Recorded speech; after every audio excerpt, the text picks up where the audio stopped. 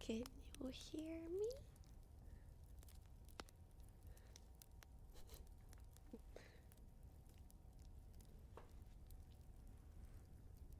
I don't want to talk too much because I need to understand first.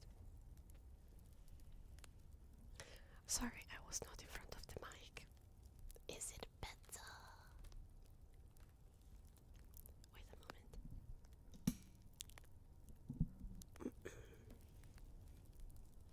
Is it? So, I have a few questions. First of all, can you hear me alright? And second, why do I hear my voice? Oh, okay, I changed that. And third, can you hear the fire? It's fire cracking, yeah. You can hear me? Is it like, can you help me setting the mic properly if it's not good? Because I giga struggled. The other time, for some reason, it was much easier, but this time it was really not. Like, you couldn't hear absolutely anything. I tried to record me like 20 times and you couldn't hear anything. So I just tried to erase the mic and put it again, and for some reason now it's working. But like before, you could hear literally everything in my house, even things that I couldn't hear. Like, there is no sounds in my house, but before it sounds good. Let me try. Can you tell me if you hear the click too much of the mouse? I'm gonna do it now. Is it okay or is it too much? Hello, hello, hello, hello, hello, hello. No, you don't like it. But is it too loud? I also try to select a relaxing one. Okay, it's not too bad. Oh yeah, I can see the mic is speaking some sounds, but I don't know what is that. I guess the bass.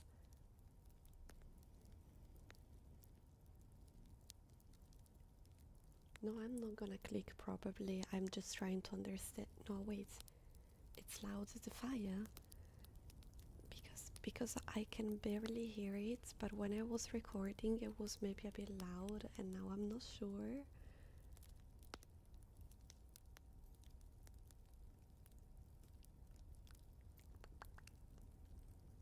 Oh no, yeah, I'm not gonna probably click a lot, so maybe you can also hear my keyboard that I have super relaxing key sounds. Oh, maybe it's a bit too loud though for you.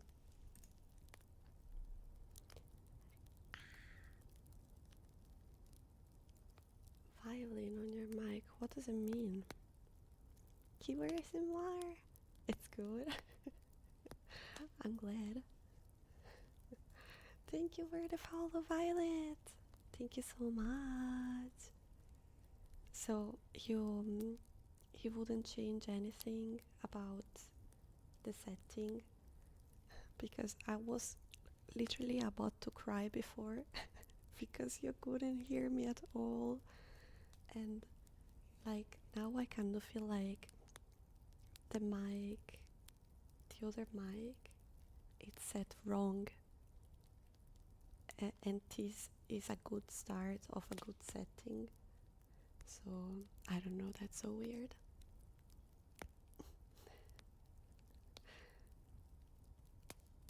Sound good so far. Okay, if there is anything bad, you can just let me know in whichever moment.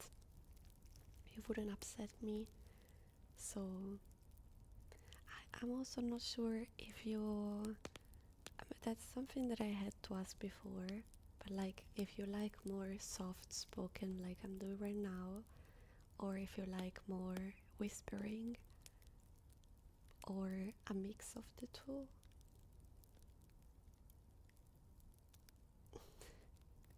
Everybody's going to want to sleep in this chat to ASMR.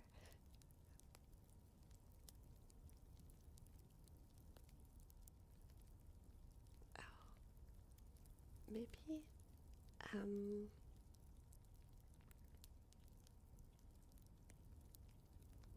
thinking maybe I could turn off the fire sound in one of the two streams, but I'm not sure I managed to do it right now.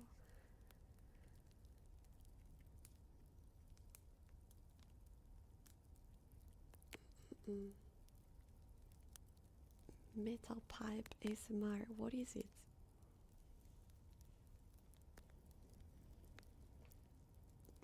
I guess you guys, I don't know if I think I already told you in the past, but I have a very noisy tummy, and I think you will be able to hear it during the stream later, because now I just eat, but like my tummy works very fast and it's very loud, so I'm sorry about that.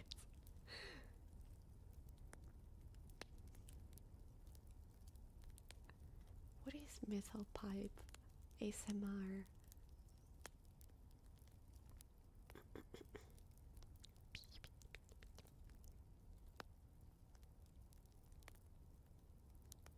Someone like tummy smart, that's true. I know some people like it. So I don't know if doing, wait, let me do a poll.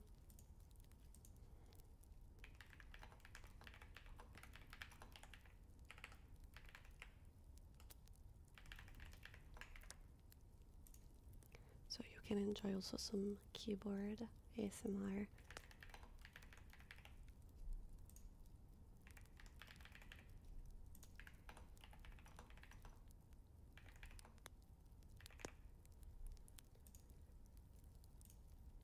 Okay, I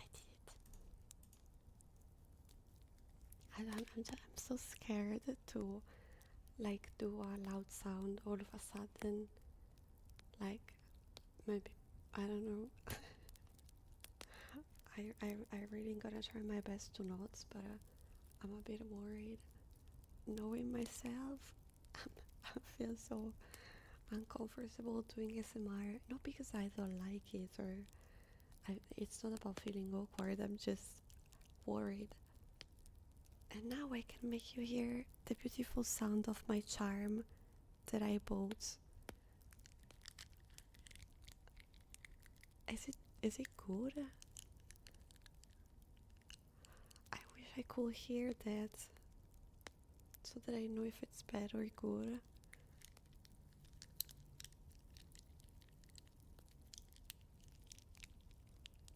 Can you hear it? Very similar, right? I know. I know it's so good.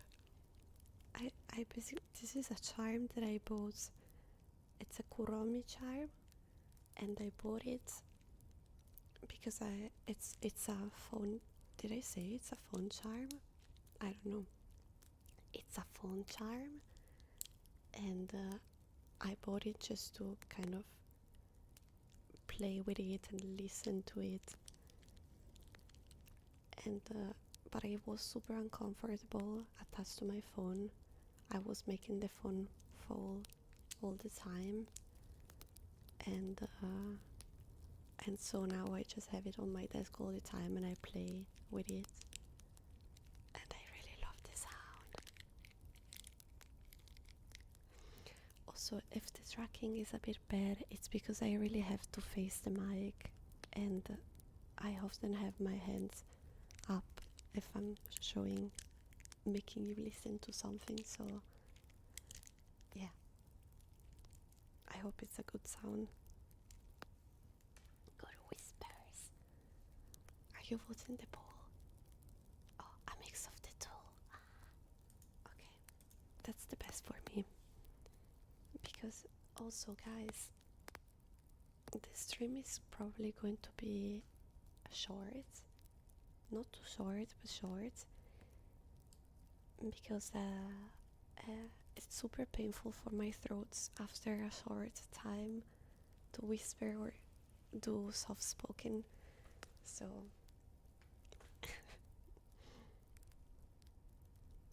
this is basically how I talk when I'm tired on stream and it's late. Hello, hello Tarko, Tarko, Tarko. So I have here my book. My book is ready. This is Brothers Grimm Fairy Tales. I have a very beautiful edition, though it's a bit uncomfy. Where are we whispering? Who's out to get us? Today is my ASMR stream. It's the stream that you redeemed. The ASMR one. Hello, Theo. Hello, hello, hello. Hi, everyone. Hello, hello. So, I have a beautiful edition of the book that I just got. I might have forgot to remove it from my wish list, so if you're curious to see the cover, you can check it out there. Don't buy it, I already got it. I just forgot to remove it probably, but you can see it if you're curious. It's like a very light cover with some gold, I don't really know how to call them, incision, I don't know, and a picture in the middle. And if you look at the not the spine, the pages, from like not frontal but like, I don't know how to explain that. Is it called the spine of the book? The back. I mean the opposite side. So where you see the pages, it's completely gold. The whole book is gold. It's very beautiful. Hello, Andrei. Hello, hello, hello. The spine is the back, exactly. And then I was wondering how it's called the other side, but I guess just the tip of the pages. I don't even know. And they are completely gold. The only thing that I don't really like, that I didn't expect, is that it's very small. Like, it's tall, which is nice, but it's small. It's not super small. It just, I don't know. I prefer to have a bit bigger books, but it's alright. It's very beautiful though. The face, I will say the face. Maybe it's the cover, no? Isn't it? I don't really know. I don't know. But yeah, can you hear? I'm just gonna ask you every 2 seconds, but can you hear that I'm tapping on it? Because like, I have some ASMR sounds that I love, and one of them is tapping on books, both if they're closed or open. It's one of my favorite sounds. Not to hear in ASMR, to hear in real life though. And like, that's also one of the reasons why I only read physical books, other than the fact that otherwise I cannot focus, is that sometimes to extra relax while I'm reading, I do a few tappings. Is it weird? Nah. I just create a comfy ambience. I'm doing it very, very, very... Guys, can you tell me something? Do you like it better with the fire sounds, or I'm gonna remove them a moment, or without? Like, is this your real voice? It's my usual voice. I'm just speaking very low. Wait, does my voice sound that different?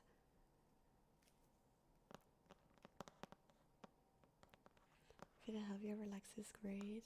Yeah. Also like physical books. Yeah, I love to collect them.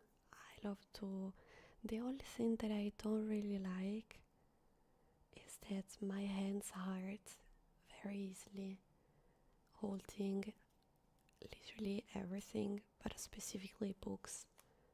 Like, I get a lot of pain in my hands. Some books are alright, but some of them are kind of heavy and rigid, and they make me have pain very easily. But it's still worth it. I don't manage to read on a screen. I just, I don't know. It's like if my ADHD is like, nope. Arthritis, iTunes, welcome in. I don't think so. I actually went to a rheumatologist recently because of a lot of pains that I have, and they told me that it seems like I don't have that. They checked because they thought I had it, like a juvenile I don't know how to say that, arthritis, but it seems like I don't have it, which is good. But then I don't know how to explain it. They told me that probably the pains that I have are related to my sleeping issues, um, and the fact that I get very tense because I don't sleep enough. Paper cuts are also pain. Yeah, but if I have to be honest, I never have paper cuts because of the books. I get some paper cuts, but never because of a book. So guys, I hope I turn off all of the notifications, all of the sounds. I am not 100% sure, but I mean, from the bar that I'm looking at, I did. I don't know if there is something hidden that I didn't know I had. I hope not. You pronounce it well. Okay, thank you. Reading on a screen is so different. I do agree.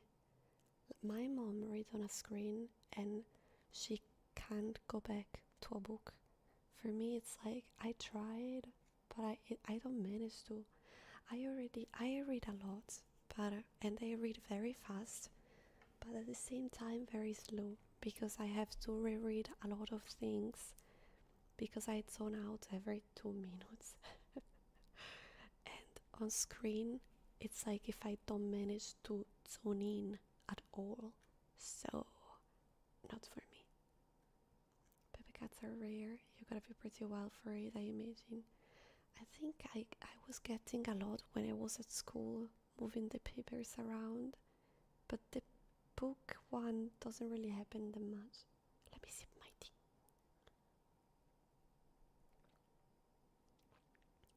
I prepare myself. I did a chamomile tea with honey so that hopefully my throat is not gonna be, the usual one. Oh, you didn't tell me if you like it more now or with the fire. I mean, I know one of you, Isabella, likes more without, but I'm curious in general. I think I like it more. I don't know. That's about having a hardcover book. So I like both, hardcover or not. I like both. Hardcover give me a fancy feeling, and soft cover, is it called soft? I don't remember. I don't like that when you place it, when you lay it down, it's going to be ruined after reading it, like the page move. But I don't mind that much because I leave my book or in the bookshelf, or since I don't have space anymore and I have to buy a new one, I have like a little mini table next to me, and there are like two piles of a lot of books, one over the other one. Neon Vortex, thank you so much for the follow. Welcome in, thank you. soft feels for me like less serious. Yeah, like hardcover give you that feeling of like old style books, I guess. But and I think it's more comfy to keep it open usually, I guess.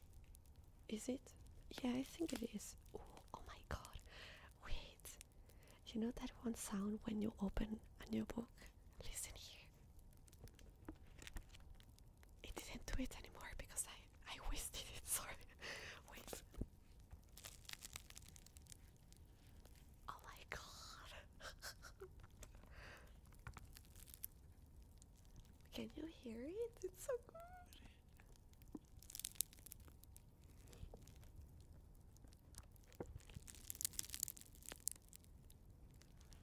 But can you hear it? It's so good. It's cracking. I'm just sorry because I would like to give more comfy and cozy and sleepy vibes, and instead I'm just talking very low but doing like wee, wee. So I know that I shouldn't, but I don't know, my personality is trying to kick in. I'm trying to avoid that, but these slurps. No, I don't think you could hear that. Can you? Oh yeah, maybe a tiny bit. I'm not doing that loud on purpose. I wouldn't even know how to do that. I think I will choke if I try. Listen here.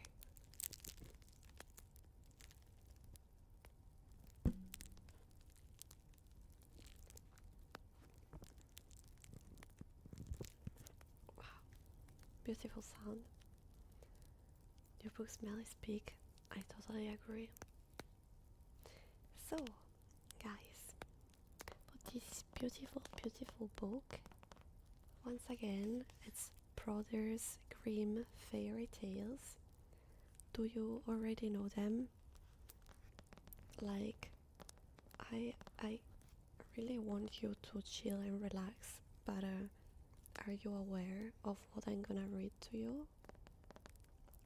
Like, if you completely need a distraction and you need just positive things, this book is not for you. It's usually the stories are not very happy. They're a bit weird. They were reading them to me when I was a child, and I really loved them, but now I do remember maybe two only. They are very, very short.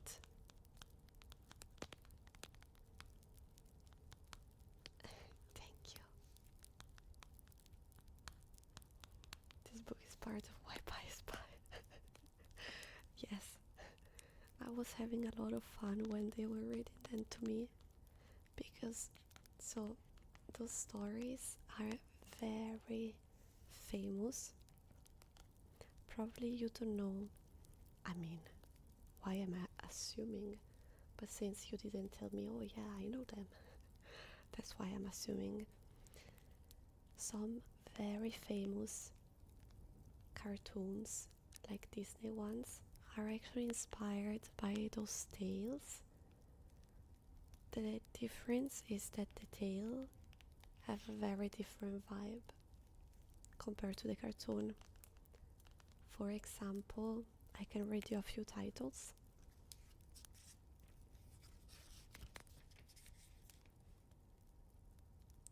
Rapunzel is a Brother Grimm's tale before being a famous cartoon, and Cinderella, and Little Red Cap.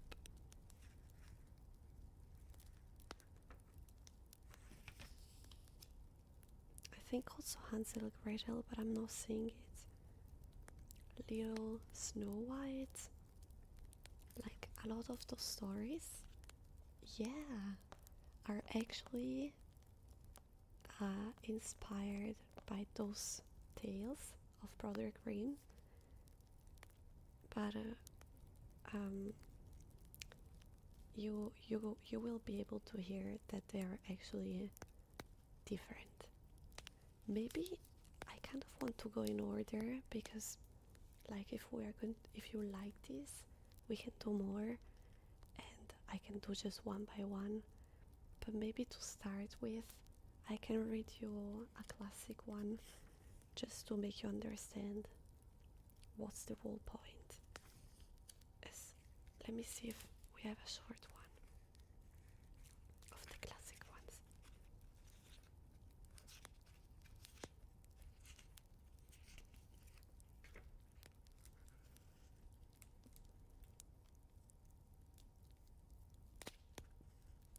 Very grim dark, yeah, exactly.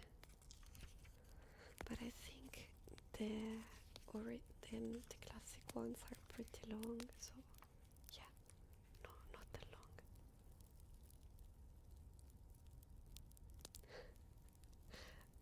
So okay, no spoilers, no spoilers. So yeah, but you got the idea. So what if I just start from the first one and I keep going for a bit?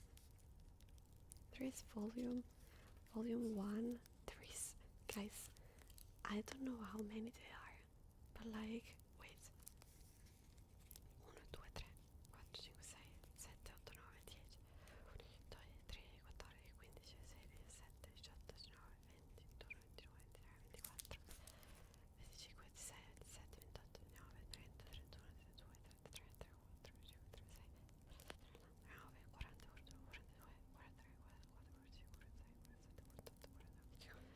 I would say like volume 1 might be a bit less than 100 tales, and we have volume 1 and volume 2. Yeah, I don't know how many there are, maybe 300, maybe more tales in this book. Whisper Italian sound like fire casting a spell. 1, 2, 3, 4, 5, 6, 7, 8, 9. Tomorrow we'll have a German exam and I think my stats aren't good enough. When then I guess it's time to rest a bit with ASMR and then go back to study a bit.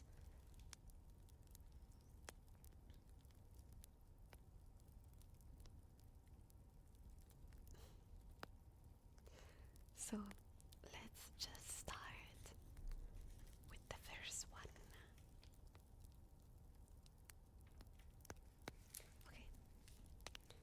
The first one is the Frog King or the Iron Henry. I hope it's not too difficult English for me. I will eventually asking you. In old times, when wishing still helped. Oh, guys, I'm so sorry. Pause. Immediately pause. Is the audio ever like? Can you hear me all the time, or sometimes it's too low?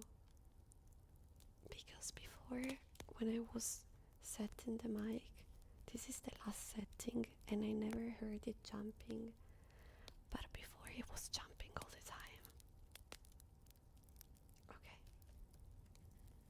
Okay, I hope so. So, in old times, when wishing still helped one, there lived a king whose daughters were all beautiful, but the youngest was so beautiful that the sun itself, which has seen so much, was astonished whenever it shone in her face. Close by the king's castle lay a great dark forest, and under an old lime tree in the forest was a well, and when the day was very warm, the king's child went out into the forest and sat down by the side of the cool fountain, and when she was dull, she took a golden ball. and threw it up on high and caught it, and this ball was her favorite plaything. Now it so happened that on one occasion the princess' golden ball did not fall into the little hand which she was holding up for it, but onto the ground beyond, and rolled straight into the water. The king's daughter followed it with her eyes, but it vanished, and the well was deep, so deep that the bottom could not be seen. On this she began to cry, and cried louder and louder, and could not be comforted. And as she thus lamented, someone said to her, "What ails thee, king's daughter? Thou weepest so that even a stone will show pity." She looked round to the side from whence the voice came, and saw a frog stretching forth its thick, ugly head from the water. "Ah, old water splasher, is it thou?" said she. "I'm weeping for my golden ball, which has fallen into the well." "Be quiet and do not weep," answered the frog. "I can help thee, but what wilt thou give me if I bring thy playing up again?"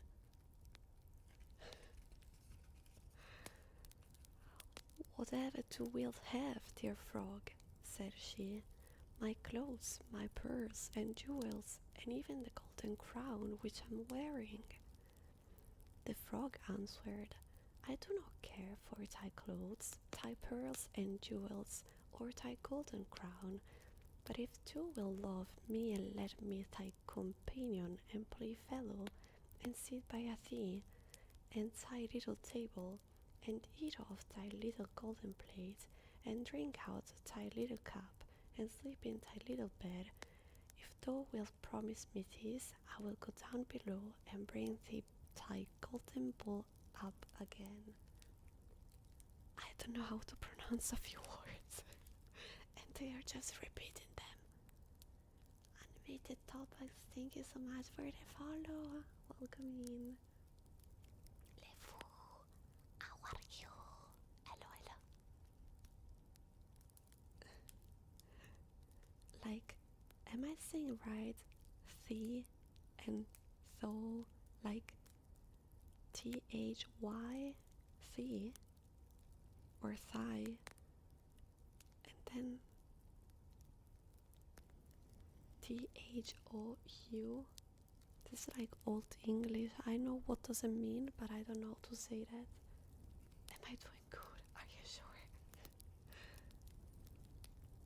Thigh or thigh? Wait.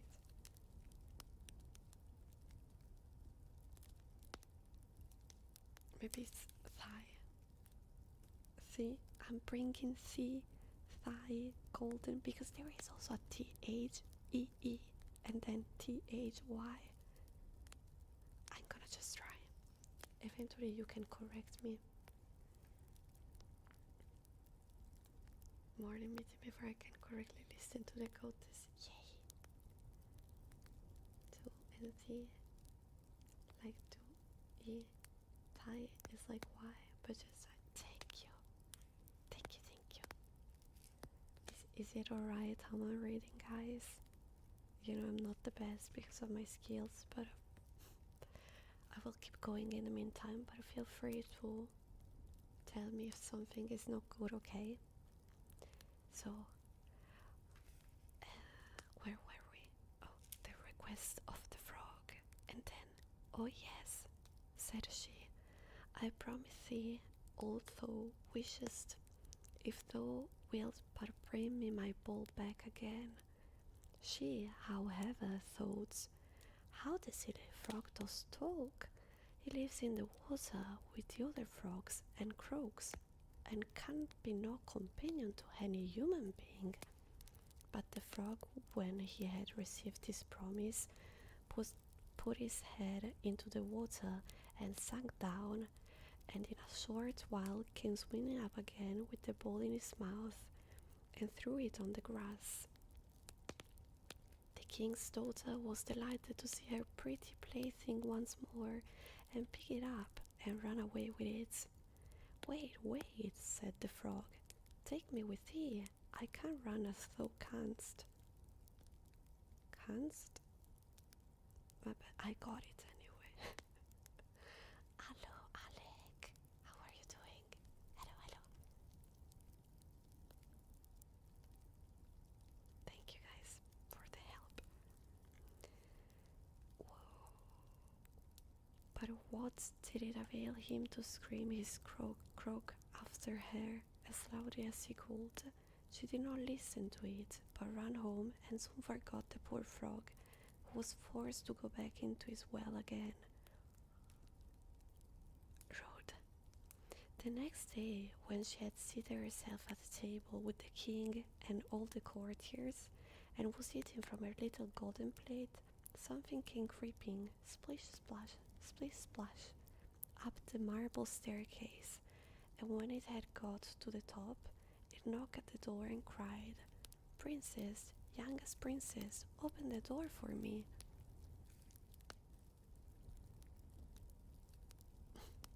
Thank you, Coral. Thank you so much. I hope you're doing good. So she ran to see who was outside, but when she opened the door, there sat the frog in front of it. Then she slammed the door to, in great haste, sat down to dinner again, and was quite frightened. The king saw plainly that her heart was beating violently, and said, "My child, what art thou so afraid of? Is there perchance a giant outside who wants to carry thee away?" "Ah, no," replied she, "it is no giant, but a disgusting frog." "What does a frog want with thee?" "Ah, dear father, yesterday, as I was in the forest, sitting by the well, playing, my golden ball fell into the water, and because I cried so, the frog brought it out again for me, and because he so insisted, I promised him he should be my companion, but I never thought he would be able to come out of his water, and now he's outside there and wants to come in to me." In the meantime, it knocked a second time and cried, "Princess, youngest princess, open the door for me. Dost thou not know what thou said to me yesterday by the cool waters of the fountain? Princess, youngest princess, open the door for me."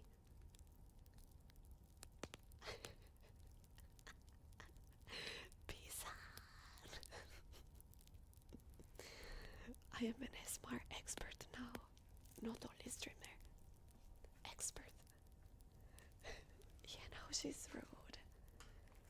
She's not keeping her promise. Then said the king, "That which thou hast promised must thou perform. Go and let him in." She went and opened the door, and the frog hopped in and followed her, step by step, to her chair. There he sat and cried, "Lift me up beside thee." She delayed until at last the king commanded her to do it. When the frog was once on the chair, he wanted to be on the table, and when he was on the table, he said, "Now push thy little golden plate nearer to me, that we may eat together." She did this, but it was easy to see that she did not do it willingly. The frog enjoyed what he ate, but almost every mouthful she took choked her. At length he said, "I have eaten and am satisfied. Now I am tired. Carry me into thy little room and make thy little silken bed ready, and we will both lie down and go to sleep."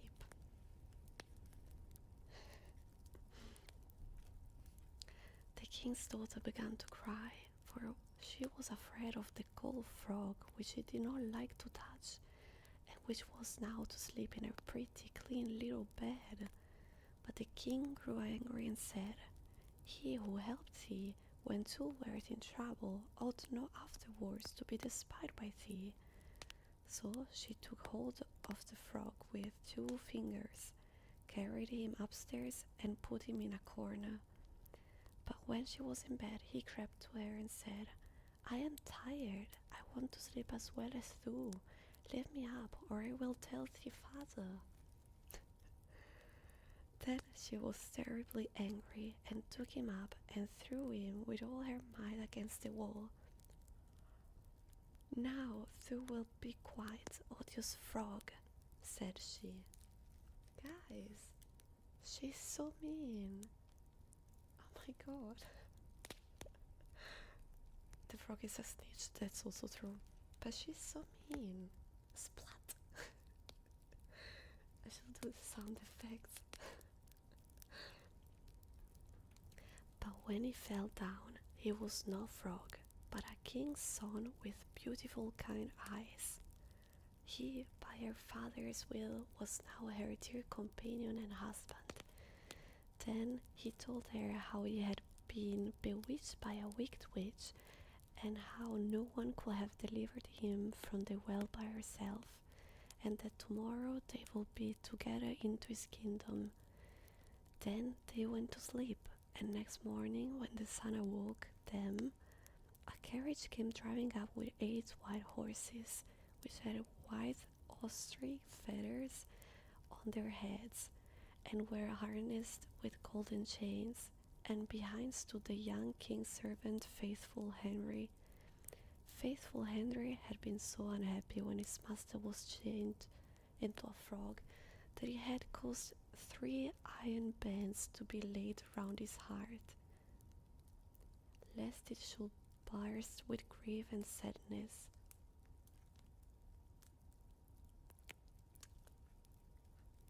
The carriage was to conduct the young king into his kingdom. Faithful Henry helped them both in, and placed himself behind again, and was full of joy because of this deliverance. And when they had driven a part of the way, the king's son heard a cracking behind him, as if something had broken. So he turned round and cried, "Henry, the carriage is breaking." "No, master, it's not the carriage, it is a band from my heart, which was put there in my great pain when you were a frog and imprisoned in the well." Again and once again while they were on their way something cracked, and each time the king's son thought the carriage was breaking, but it was only the bands which were springing from the heart of Faithful Henry, because his master was set free and was happy. Ta-da! This one was not that bad, guys. That was the first story of the book, the first tale. For my expectations, I was expecting all of them to die. But it didn't happen. Crazy. Wait, let me see my tea.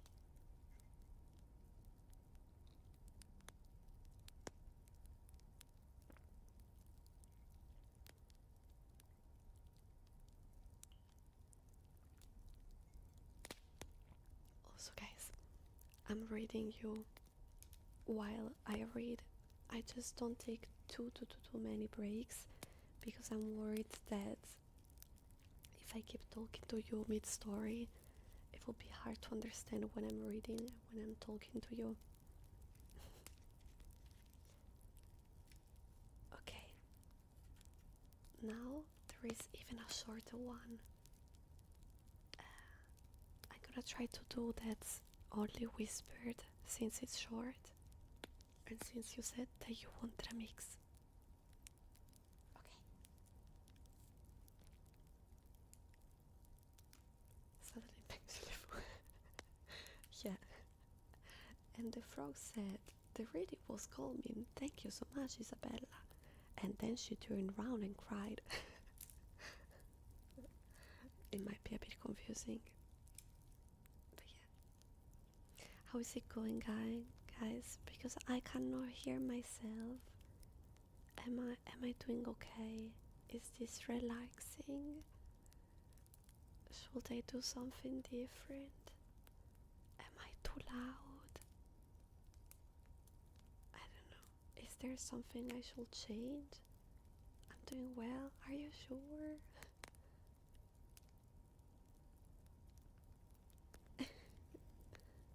Scream at my hair. No, I'm not going to do that. Hi, Foxy. Okay, so I'm going to do a whisper one. Let me know if you cannot hear me, okay? I'm gonna try to stay in front of the mic. So, this one is called Cat and Mouse in Partnership. A certain cat has made the acquaintance of a mouse and had said so much to her about the great love and friendship she felt for her that at length the mouse agreed that they should live and keep house together. But we must make a provision for winter, or else we shall suffer from hunger, said the cat. This is painful for my throat, guys. And you, little mouse, cannot venture everywhere, or you will be cooked in a trap someday.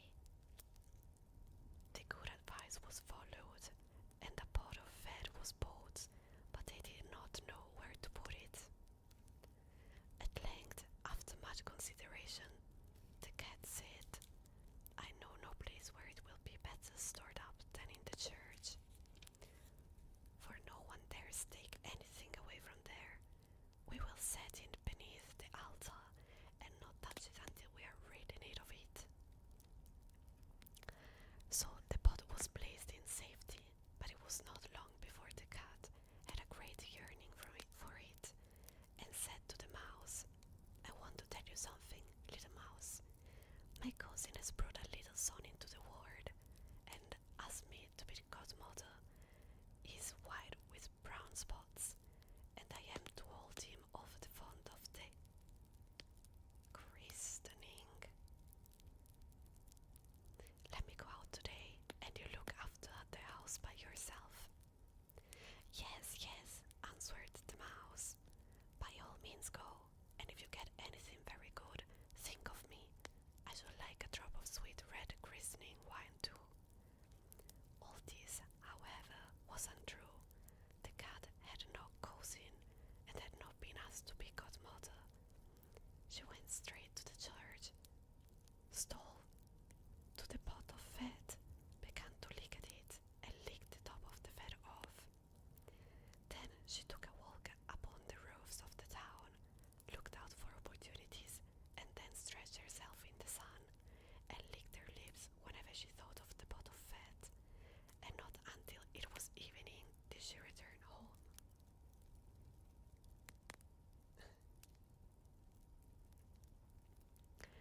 Well, here you are again, said the mouse. No doubt you have had a merry day. All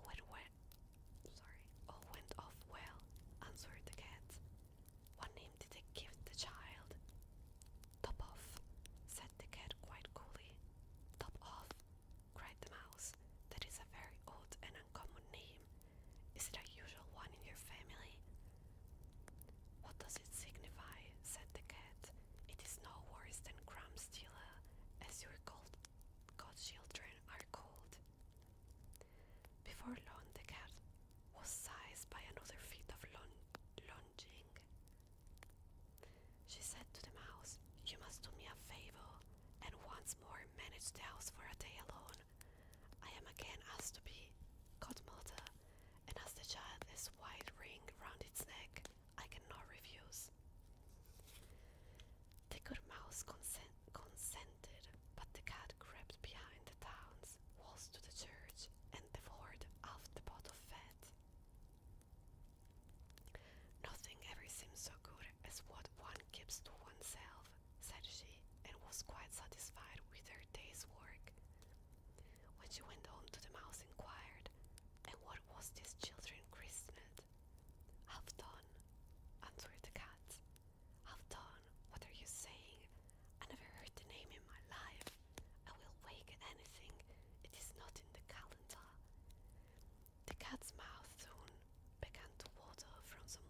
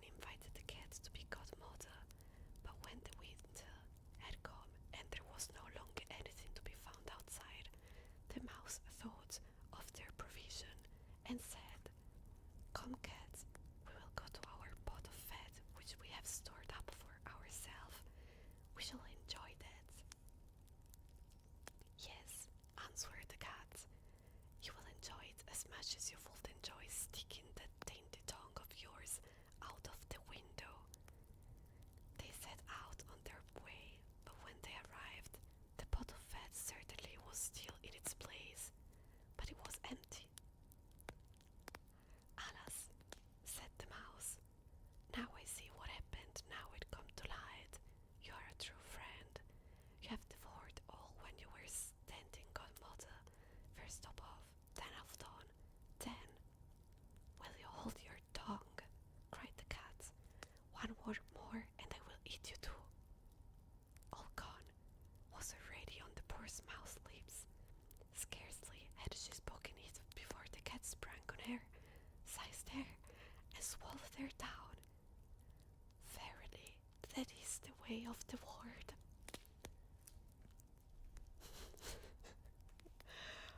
Wow, what a beautiful story, guys.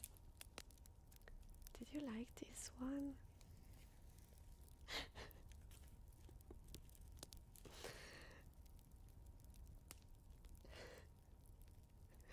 Yeah, it was hard.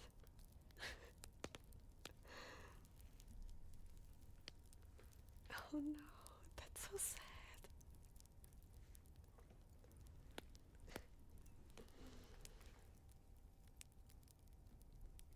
That's so sad. I don't know, I was kind of expecting um, I was kind of expecting or this or the mouse poisoning the food, but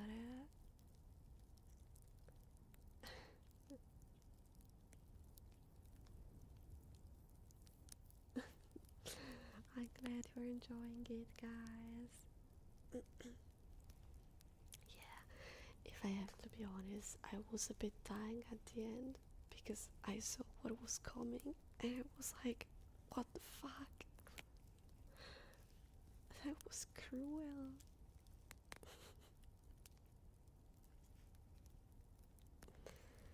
Do you know when they wrote those stories, the brothers Grimm? Maybe it's written.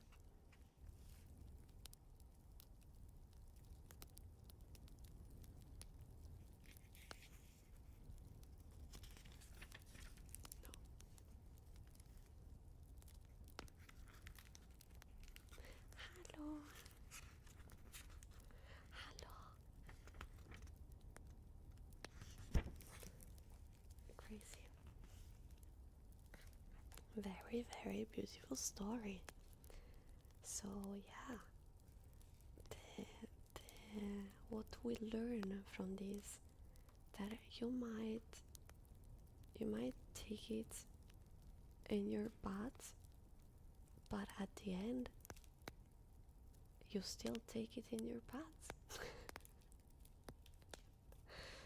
Wait, do you have this way of saying in English, taking in your butt, or does it sound only super bad? Because in Italian, oh, you don't have it? My bad. Oh, you don't have it? Oh my god, I thought you had it. In Italian, when someone, how do I translate that? Like, fuck you up, I guess. Like, when someone uh, kind of betray you, like, we say, like, eh, they put in your butt. But when you say it in Italian, it doesn't sound like sexual or vulgar.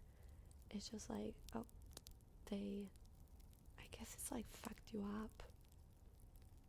So we say like, oh shit, I took it in my butt, but it's not sexual. Like, people wouldn't go like, whoa. They just go like, oh no, I'm sorry about that.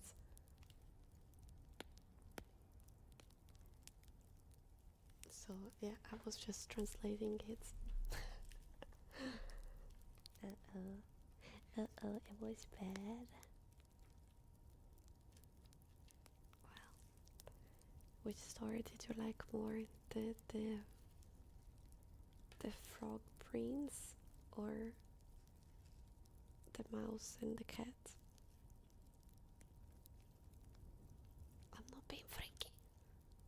freaky. Freaky.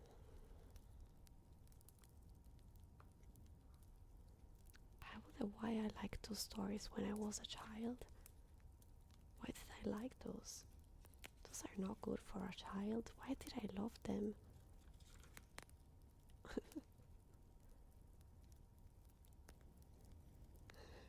It's close. I like hearing about taking it up the butt expletive. Take it on the chin. I mean, something happened we couldn't control. We just have to accept it. Yeah, that is like a similar meaning, but here it's not like just in the chill way. It's usually it's always someone doing that to you, and like for example, let's say I'm working into a place and they are treating me super bad, and so um,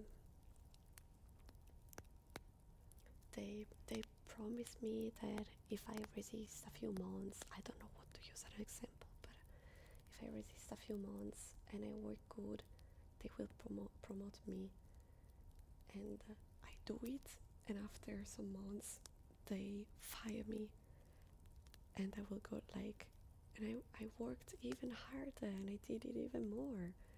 They really put it in my butt, and people go, yeah, they put it in your butt, they're so fucking rude. You know, we use it more or less like that. Now it's like a difficult example for some reasons, but yeah, uh, it's even in a chill situation. It could be like maybe you're playing cards with someone and they do a bluff and you go like, oh, you put it in my butt, fuck you, and they go ha ha ha, you know. But yeah, it's like a sort of betray, or when someone do something bad to you on your back.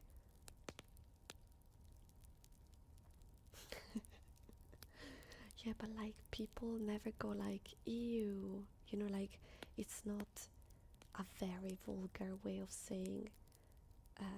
I know that if you analyze it, it might be, but it's really not in a sexual way. It's just like in Italian it doesn't sound that bad. Put in Baja rude. Yeah, literally it sounds super bad, I know. I never thought about that though.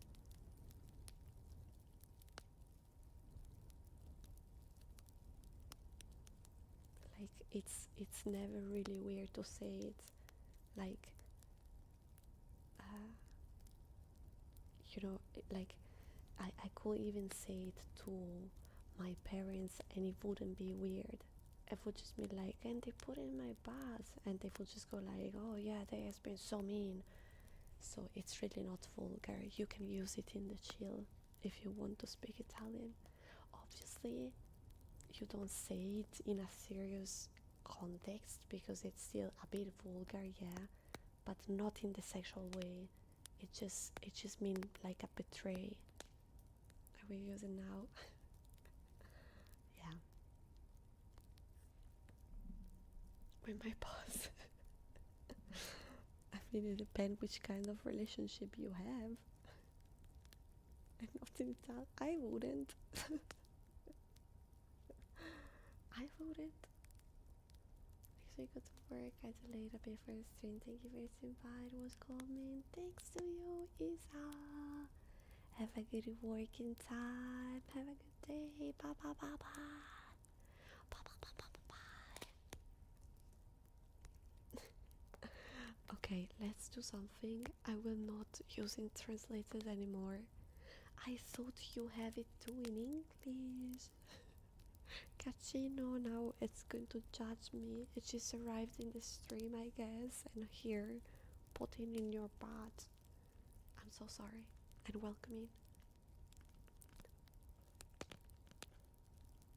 Let me tap a bit on the book because that's so good. And so I distract you from what I said.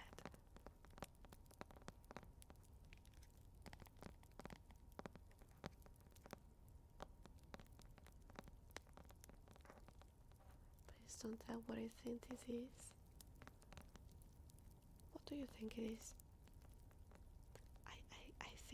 I think whatever you're thinking, it's wrong because I didn't say anything or did anything bad. Shocking. Jesus Christ.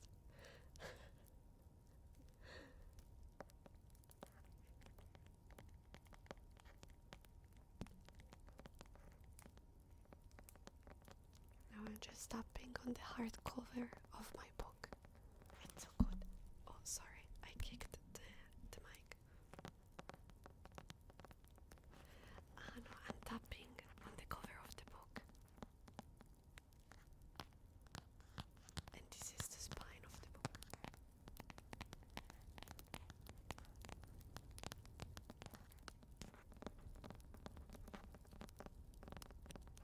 This book does a really beautiful sound.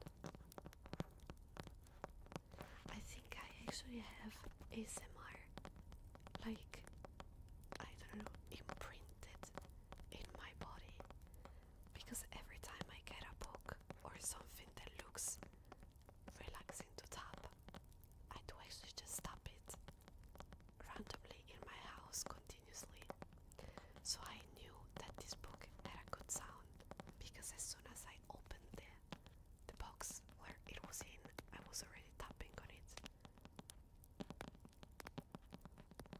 Yeah, Foxy is getting weird, but it's getting weird. Always have been weird.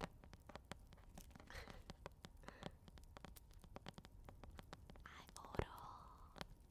That was a very loud R. Sorry. Oh, I don't know why this is that loud. Exactly. You freaky. Freaky. Oh, that's right. Aura really wanted ASMR. I forgot about that. Yay. I hope you enjoyed it.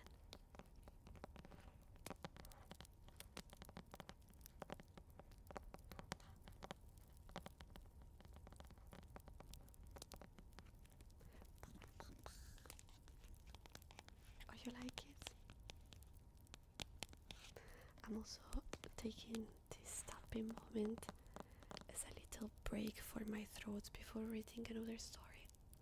I'm gonna make you hear once again my charm because it does a beautiful sound.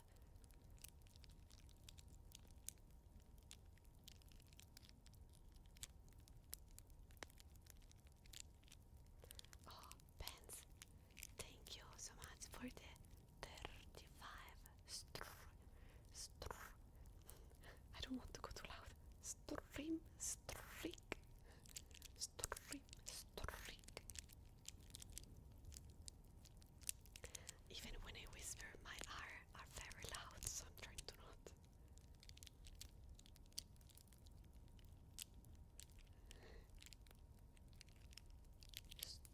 Stream, streak. It's nice, the sound, right? I love it.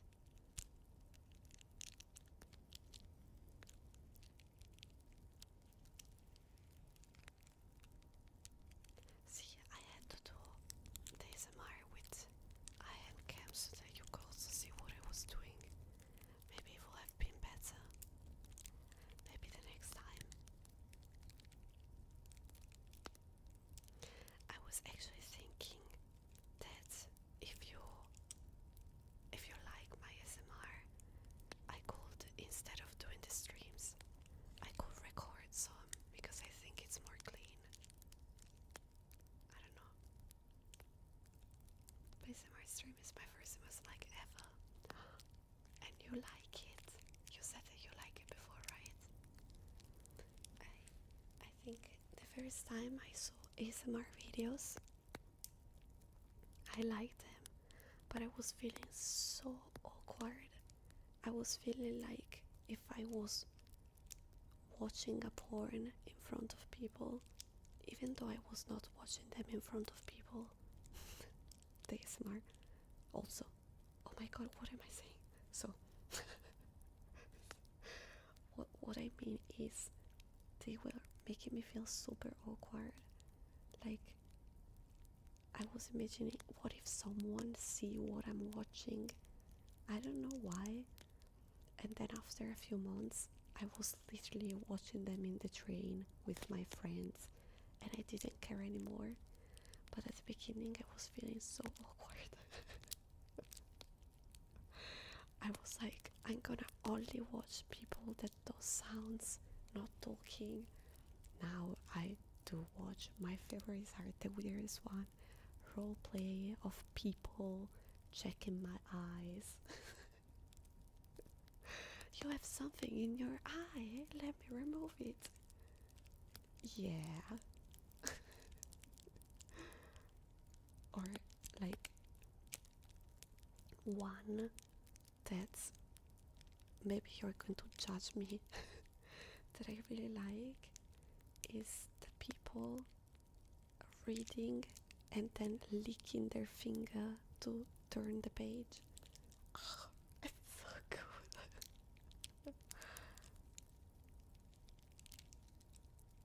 I really love it. I like the weird one.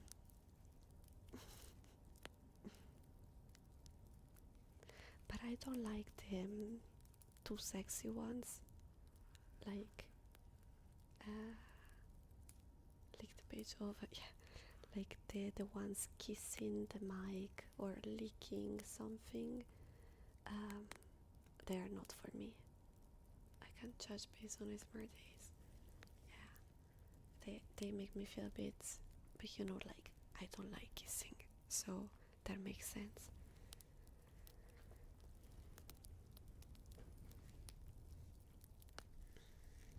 Okay, I'm gonna read one more story. No, let me do a sip of tea first.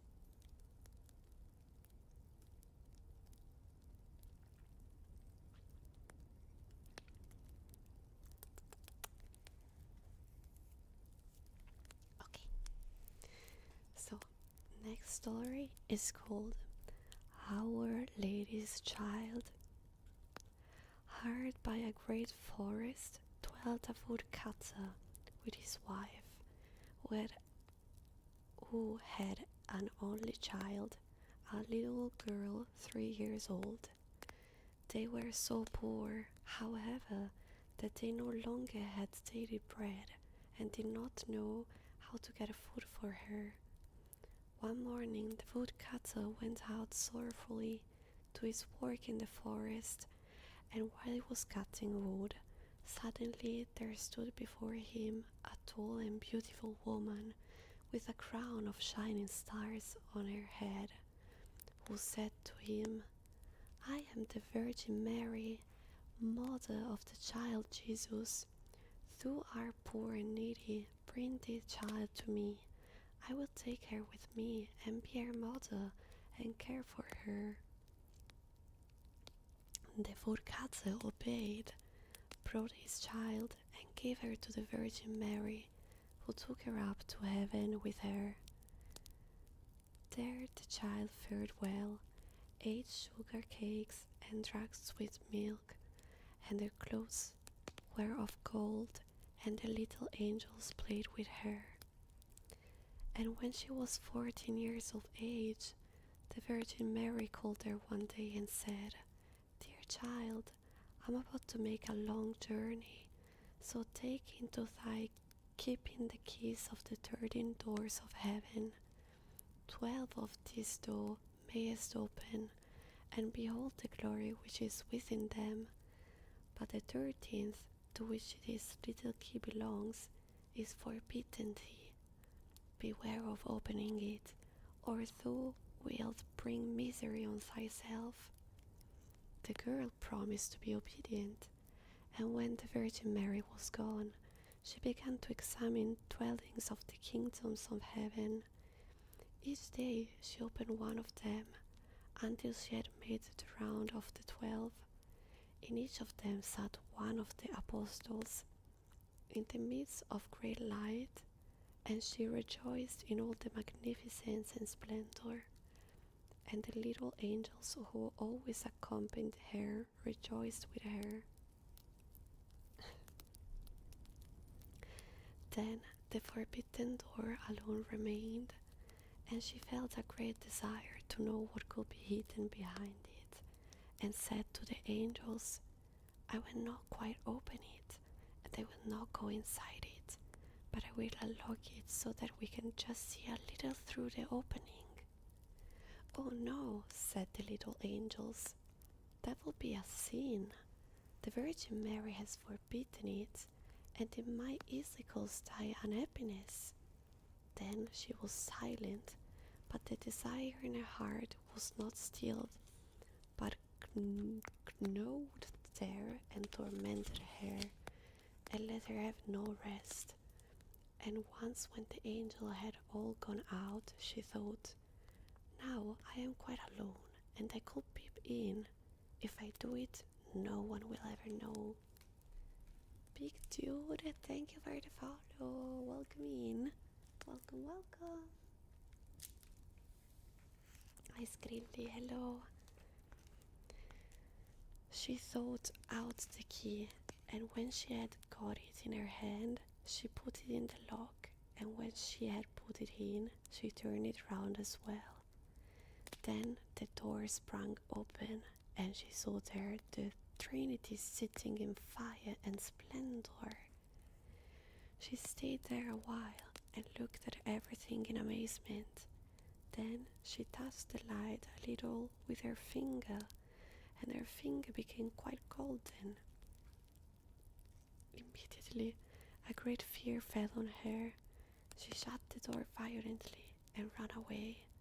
Her terror too would not quit her, let her do what she might, and her heart beat continually and would not be still. The gold too stayed on her finger and would not go away. Let her rub it and wash it never so much. It was not long before the Virgin Mary came back from her journey. She called the girl before her and asked to have the keys of the heaven back. When the maiden gave her the bunch, the Virgin looked into her eyes and said, "Hast thou not opened the 13th door also?" "No," she replied. Then she laid her hand on the girl's heart and felt how it beat and saw right well that she had disobeyed her order and had opened the door. Then she said once again, "Art thou certain that thou hast not done it yet?" "Yes," said the girl for the second time. Then she perceived the finger which had become engulfed from touching the fire of heaven, and saw well that the child had sinned, and said for the third time, "Hast thou not done it?" "No," said the girl for the third time. But this girl, just say yes, Jesus Christ. Then said the Virgin Mary, "Thou hast not obeyed me, and beside that thou hast lied, thou art no longer worthy to be in heaven." Then the girl fell into a deep sleep, and when she awoke she lay on a earth below, and it's the midst of wilderness. She wanted to cry out, but she could bring forth no sound. She sprang up and wanted to run away, but whithersoever she turned herself, she was continually held back by thick hedges of thorns, through which she could not break. In the desert in which she was imprisoned, there stood an old hollow tree, and this had to be her dwelling place. Into this she crept when night came, and here she slept. Here, too, she found a shelter from storm and rain, but it was miserable life, and bitterly did she weep when she remembered how happy she had been in heaven, and how the angels had played with her. Roots and wild berries were her only food, and for these she thought as far as she could go. In the autumn she picked up fallen nuts and leaves, and carried them into the hole. The nuts were food in winter, and when snow and ice came, She crept amongst the leaves like a poor little animal that she might not freeze. Before long her clothes were all torn, and one bit of them after another fell off her. As soon, however, as the sun shone warm again, she went out and sat in front of the tree, and her long hair covered her on all sides like a mantle. Thus she sat year after year, and felt the pain and the misery of the world. One day, when the trees were once more clothed in fresh green, the king of the country was hunting in the forest, and followed a roe, and as it had fled into the thickets which shut in this part of the forest, he got off his horse, tore the bushes asunder, and cut himself a path with his sword. When he had at last forced his way through, he saw a wonderfully beautiful maiden sitting under the tree, and she sat there and was entirely covered with her golden hair down to her feet, her very feet, sorry.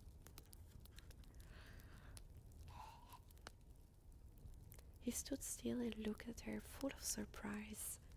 Then he spoke to her and said, "Who are you?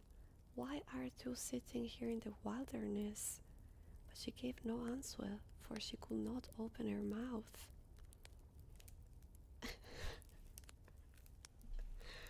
Fate. I also got distracted while I was reading that. I don't even noticed. Fate. The king continued, "Will you go with me to my castle?" Then she just nodded her head a little. The king took her in his arms, carried her to his horse, and rode on with her. And when he reached the royal castle, he caused her to be dressed in beautiful garments, and gave her all things in abundance. I never knew how to pronounce this. Hi, Elsa. How are you doing? Guys, I'm reading a whole story. No comment on the story. Only feet. I know I did the same, but you should be better than me. Where were I? The king took her in his arms, carried her to his horse, and rode home with her. And when he reached the royal castle, he caused her to be dressed in beautiful garments, and gave her all the things in abundance. Although she could not speak, she was still so beautiful and charming that he began to love her with all of his heart, and it was not long before he married her. After a year or so had passed, the queen brought a son into the world. Thereupon the Virgin Mary appeared to her in the night when she lay in her bed alone, and said, "If thou wilt tell the truth and confess that thou didst unlock the forbidden door, I will open thy mouth and give thee back thy speech. But if thou perseverest in thy sin and deniest obstinately, I will take thy newborn child away with me." Then the queen was permitted to answer, but she remained hard and said, "No, I did not open the forbidden door." And the Virgin Mary took the newborn child from her arms and vanished with it. What the fuck? Why Virgin Mary is so mean? She already punished her by throwing back on earth and make her not be able to open the mouth, and now she's just like putting the finger in the wound one more time and just go like, tell me, or I'm gonna punish even more. Why? You already punished her.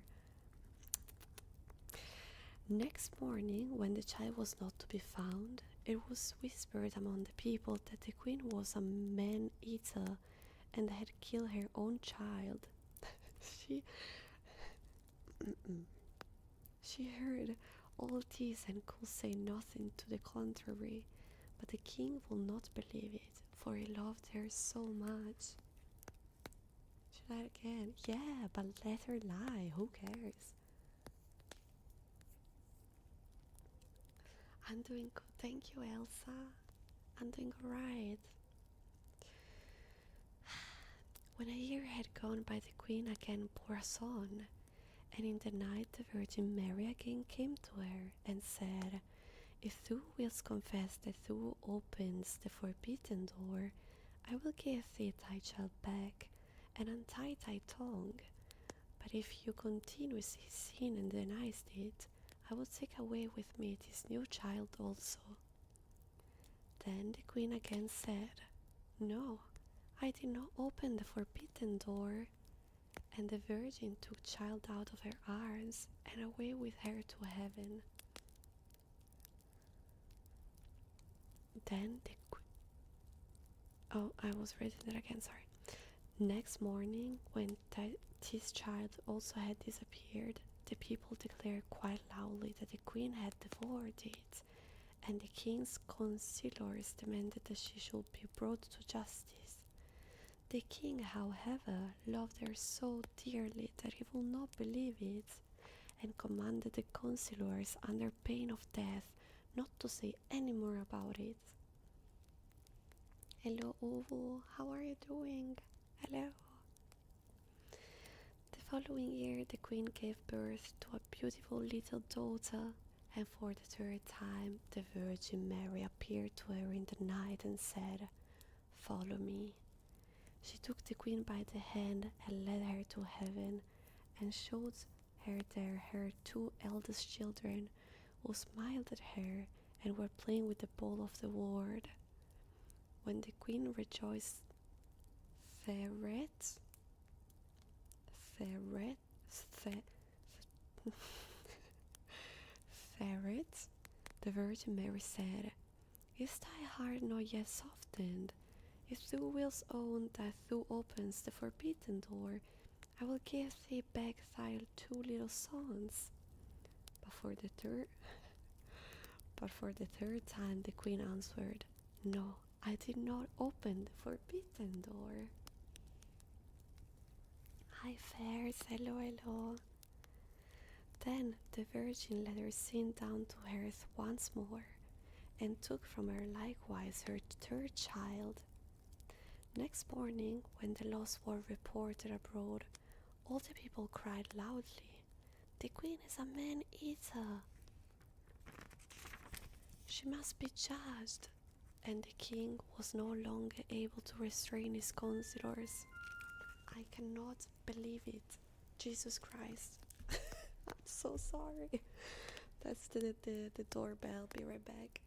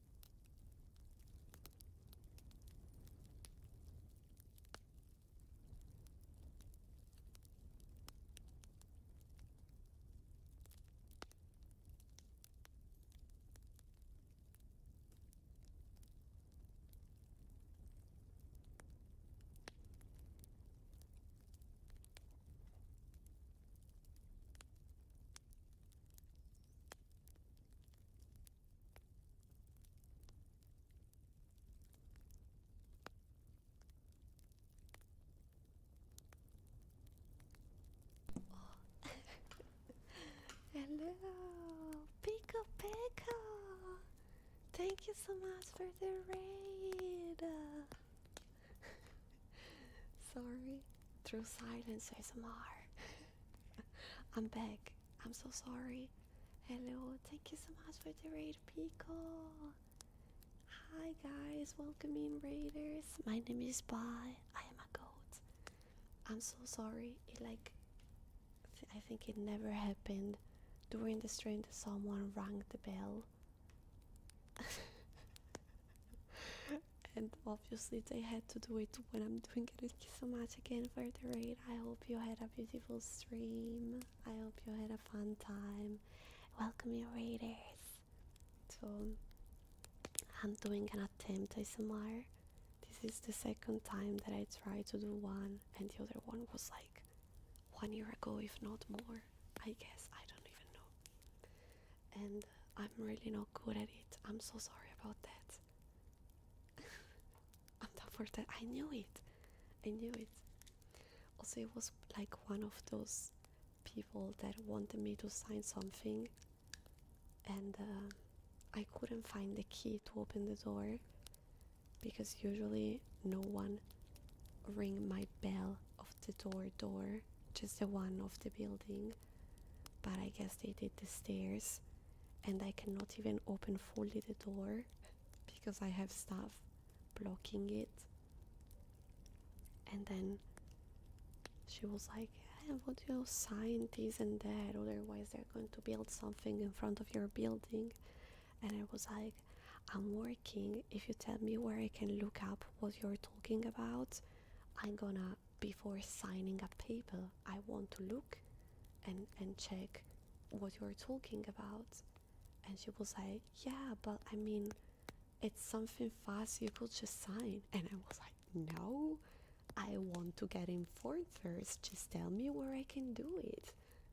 But just sign. But just give me money then. Can just sign. Pay me if you want me to just sign. And I wouldn't do it anyway. Or that's what I say in stream in front of people.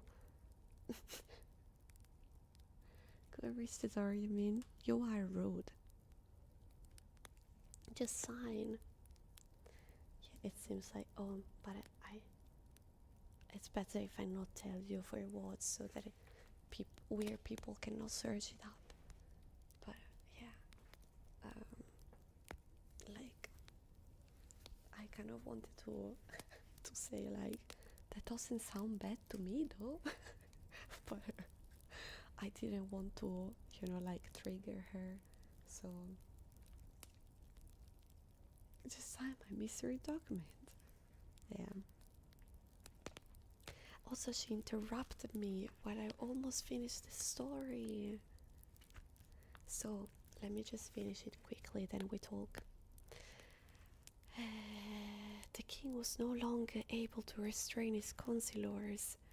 Thereupon a trial was held, and as she could not answer and defend herself, she was condemned to be burnt alive.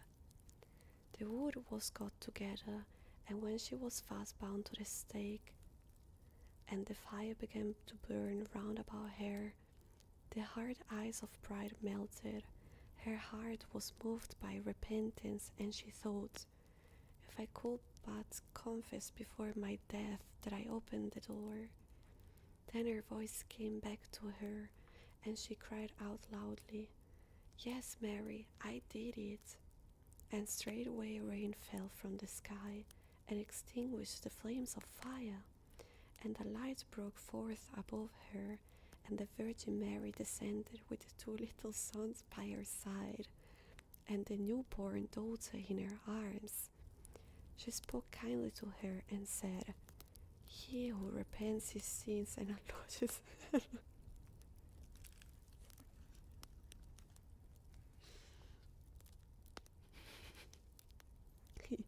who repents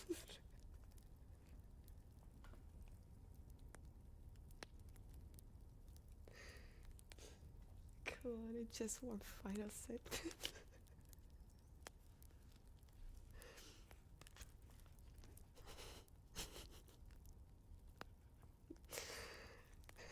He He who repents his sin and acknowledges it is forgiven. Then she gave her the 3 children, untied her tongue, and granted her happiness for her whole life.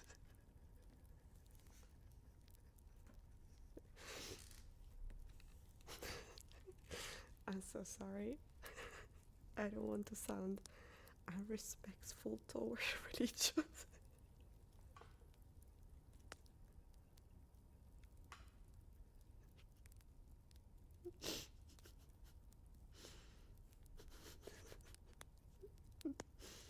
Yeah.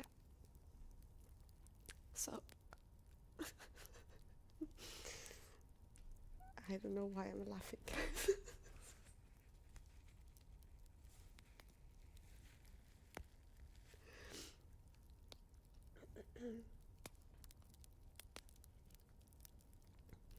You didn't hear the Pokeball, right? Because I heard it, but you shouldn't hear it. I'm so sorry. I don't want to seem like I don't respect religion. I just didn't expect a story like this in this book. I don't know. I was just like waiting for her to die or something, not to be forgiven. I don't know. Oh my god. You're gonna have someone at your door asking, do you have time to hear about our Lord and Savior? I also thought that. So guys, if I have to be very honest, I went at the door and I couldn't find the key, and I looked into the little thingy and I saw an old lady and I was like, nope, and I went away, and I was sitting again on the chair to go back to stream, but she rang the bell again and it was like, jeez, how do you even know that I'm here?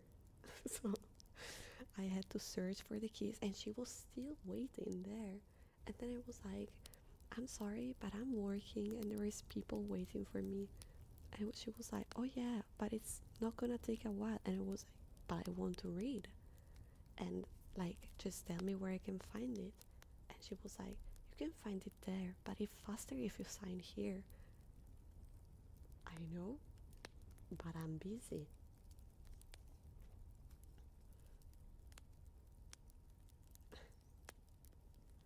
Yeah, she could feel my presence.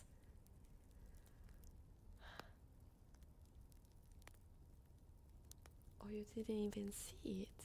No, I think you can see it, just not. Oh no, maybe not. Oh, you're right, now you can see it.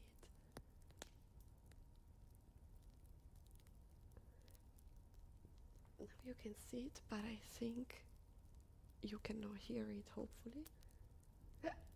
I'm so sorry.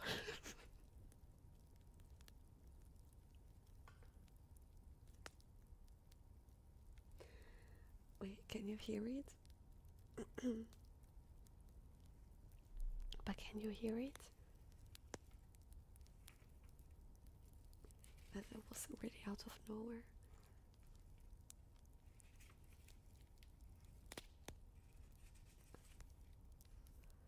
Oh, we have a long one next.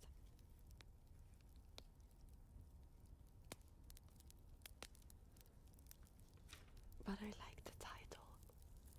The story of the youth who went forth to learn what fear was. Can't hear the Pokeball. Okay, that's good. I don't want you to hear it.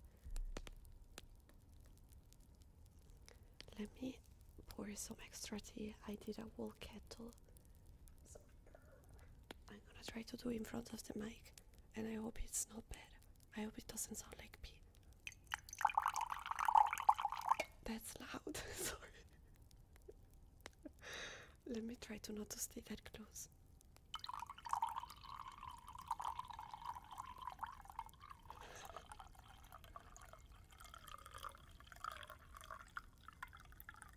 It sounds like pee. Did it sound a lot like pee?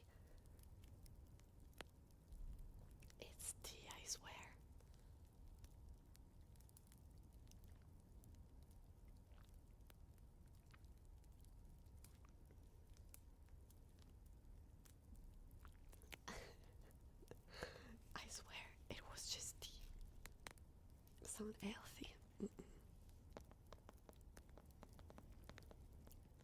Yappa, yappa, yappa. I'm gonna tap a bit more on the book so that I don't stress my voice too much. I don't care either way.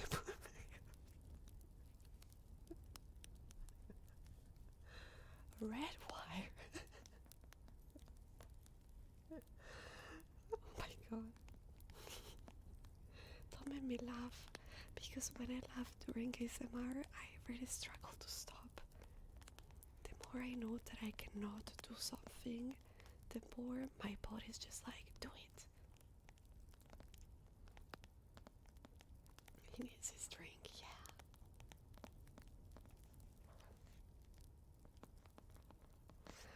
Do you like more the tapping on the book, like here?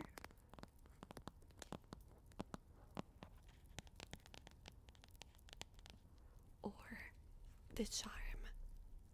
Wait, the charm here.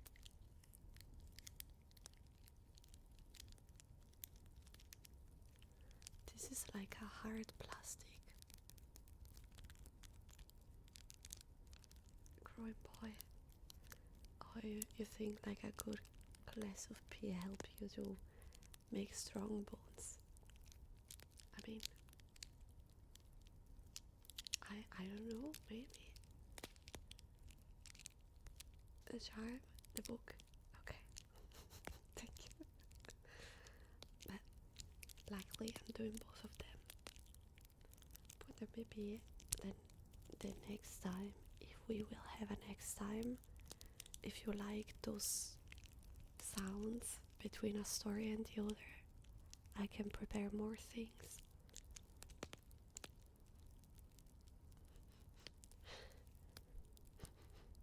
There is smell like if something is burning.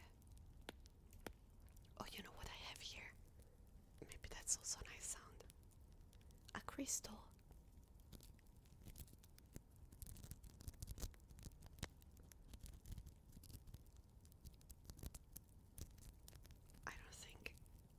I don't think that's so good. Is it good? I cannot really hear it. I think you can, but I cannot.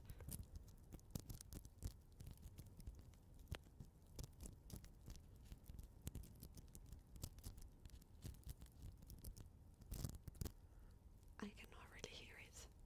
Is it good, guys? It's a crystal.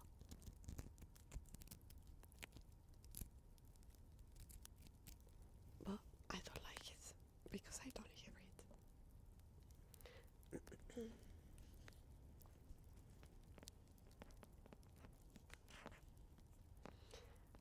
I don't want to. I should take a shower, but my cat is not really allowing me. I told you yesterday I quitted my stream because my cat arrived to sleep on my legs and it didn't move. It moved like 2 times to go to drink some water and just to change position. I remained with my cat on my legs for... which time did I stop? Wait. I don't know. Till 3 a.m. At 3 a.m. I was like, I'm done. And I moved him away. That's maybe like 8 hours with my cats on my legs. And today and tonight I had a horrible pain to my back because of that. But I didn't want to move him away. So yeah, now I'm in pain and I'm suffering and I smell bad because this is just keep happening.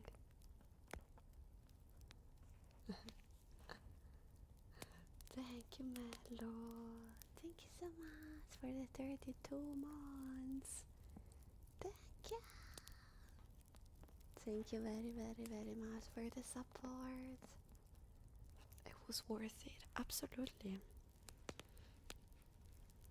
And today he's not liking anymore that I try to clean his cone.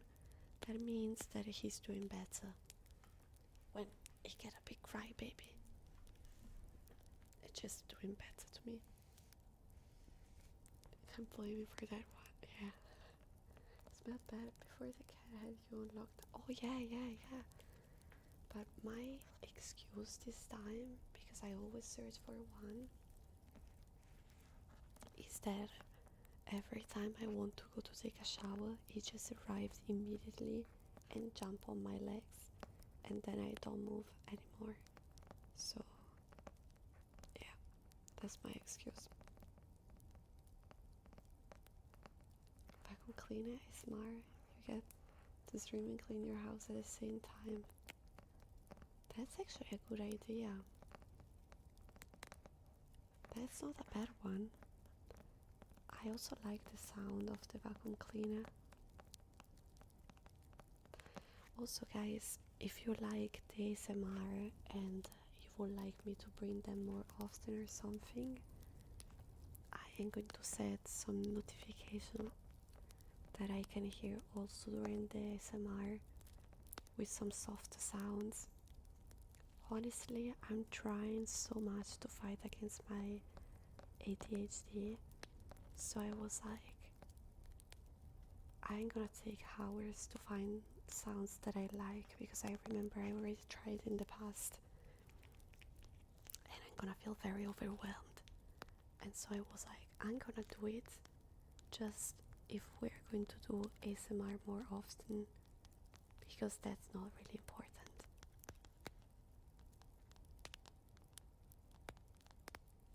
Cooked biscuit, thank you so much for the follow. Welcome in.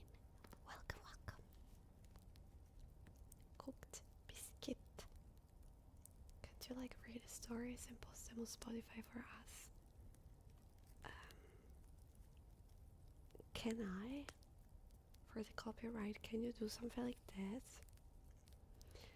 I always wanted to open a ASMR channel, and I kind of really like much more the ASMR videos compared to the streams, so that if someone ring my bell, I can just cut it off.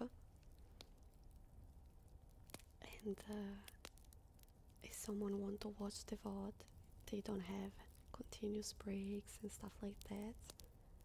So I could eventually open a channel if you like them though, because you know every single thing that I add to my ASMR routine, it's taking time and efforts, and I'm totally up to. It doesn't bother me, but I also have to save energies for what people actually like. So if you tell me that it's something you will like to, like you will watch them and you enjoy that, I can do that. Write some stories about your Lambos, maybe some horror cell stories. I'm not a good writer.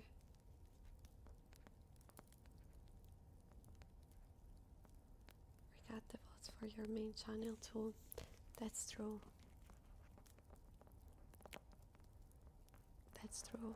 But honestly, I think it will be easier for me to just record and work from there, so that I already know more or less where to cut instead of rewatching the whole thing. And yeah, I don't know. But that's like, we are going to see. If I see that you like the ASMR, I can also, I don't know if you know that, but I had a VOD channel on YouTube, and I'm not using it anymore because now I'm also streaming on YouTube, and so I could just transform that one. give it a try with a few videos, and if I see that you like them, I can keep going. But you know, it always depends on how much people like what I'm doing. So Miletta Everwool, thank you so much for the follow. Welcome in, welcome in, welcome in. Hi Teva. Hello Teva, how are you doing?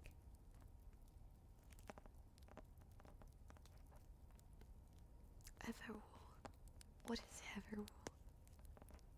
What is that?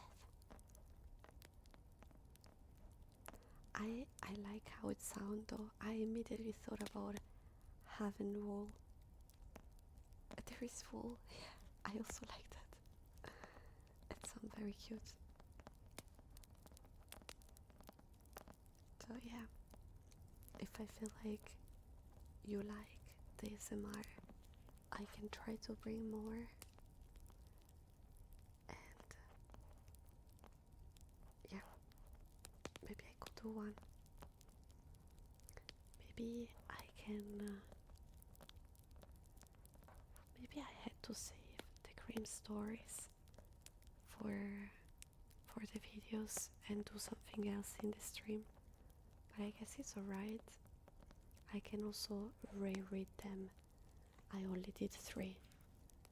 So it's a whole series without having to think about too much content. Once again, that's not because I'm lazy, but I have so much to do that if I want to add something, it doesn't have to be to consume too many energies. Yeah. Or choose another story. That's also true, but it would be cool to have a channel where there is all of them. But literally, I read once again 3, so that's not too bad. And now I'm gonna read the 4th one. Thank you for the 7 streak. It's so hard to do the R not loud. Stream. Streak.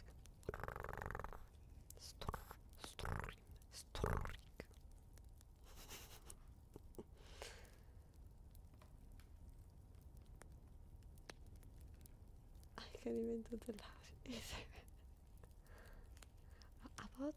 About that word, either. Every time I go like, how do I say that? And then I hear it in a movie, and one time I hear either, and another time I hear either, and then I never know how to say that. They keep saying it in different ways.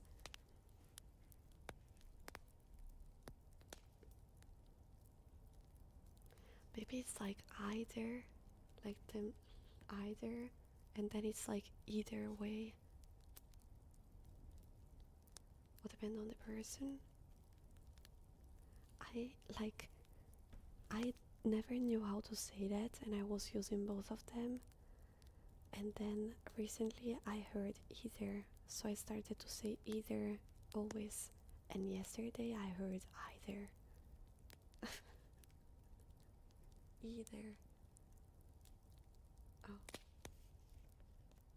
It's just an accent thing. Oh. I was like, oh, okay, so that's either. And I went like, either.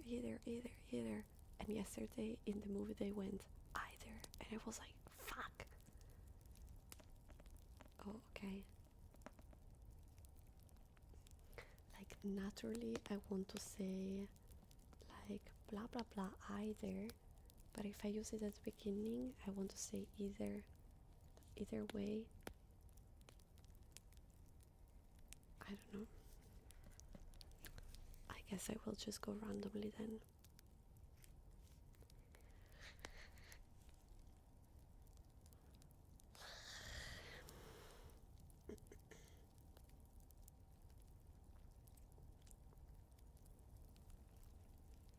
My lips are so dry. I can do once again the lips ASMR, where it sounds like if I am scratching a rock. Let me sip some tea.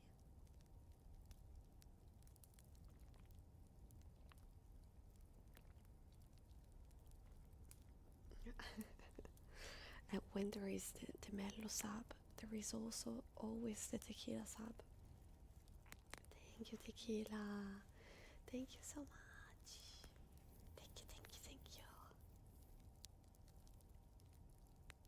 Thank you, thank you, thank you.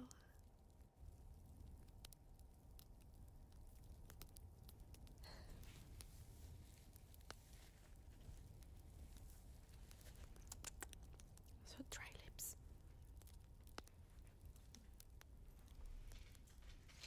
Let me use the Vaseline.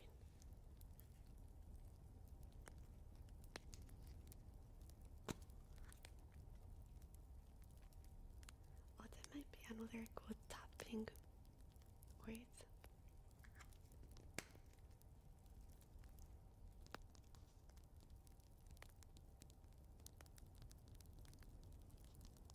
I got Vaseline finally. Yeah, like 1 month ago, or a bit more now, maybe even 2.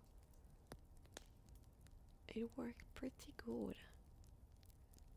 Yeah, I like it. And now Dario press a buy for the mod 3. What's trifecta? Trifecta. But yeah, Dario doesn't pass anymore. Like, actually, when I was streaming in Italian or doing both, he was passing like daily, I think, to say hi. And then as soon as I told him you have to respect the rules, he's like, okay, bye. But Dario struggle a lot in English, so that makes sense. I know he support me all the time, just not by being here anymore. But like, he always reply to my stories and ask me how I'm doing. So yeah, he just supported me in another way that works better for him. I got to scratch something on the mic to make more satisfying sound. That might be satisfying for you. I hate scratching the mic sounds. I'm not gonna do that.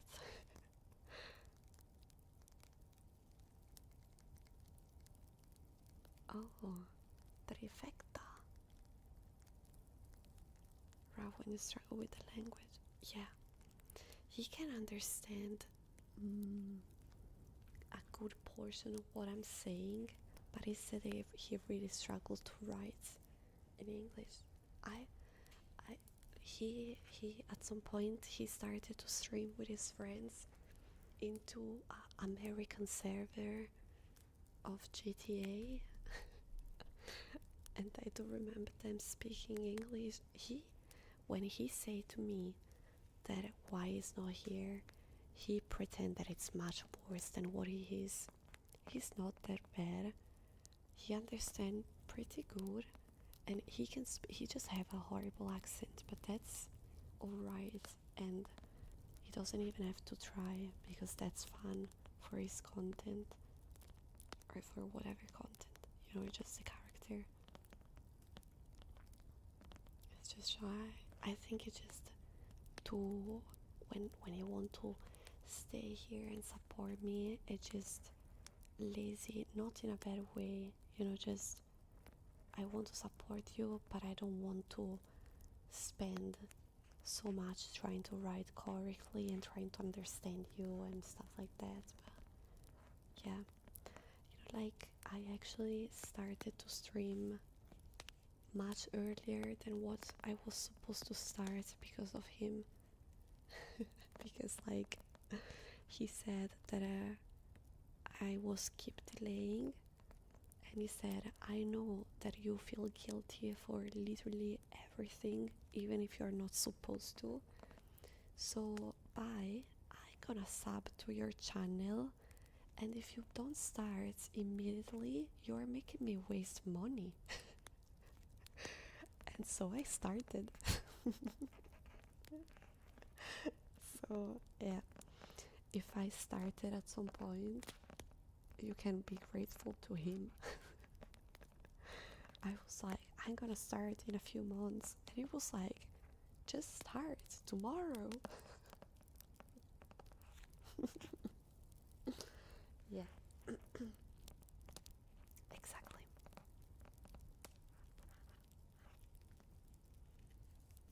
Spaghetti, spaghetti, spaghetti. Yeah, I should do this. Like, I saw those ASMR live streamer doing the request.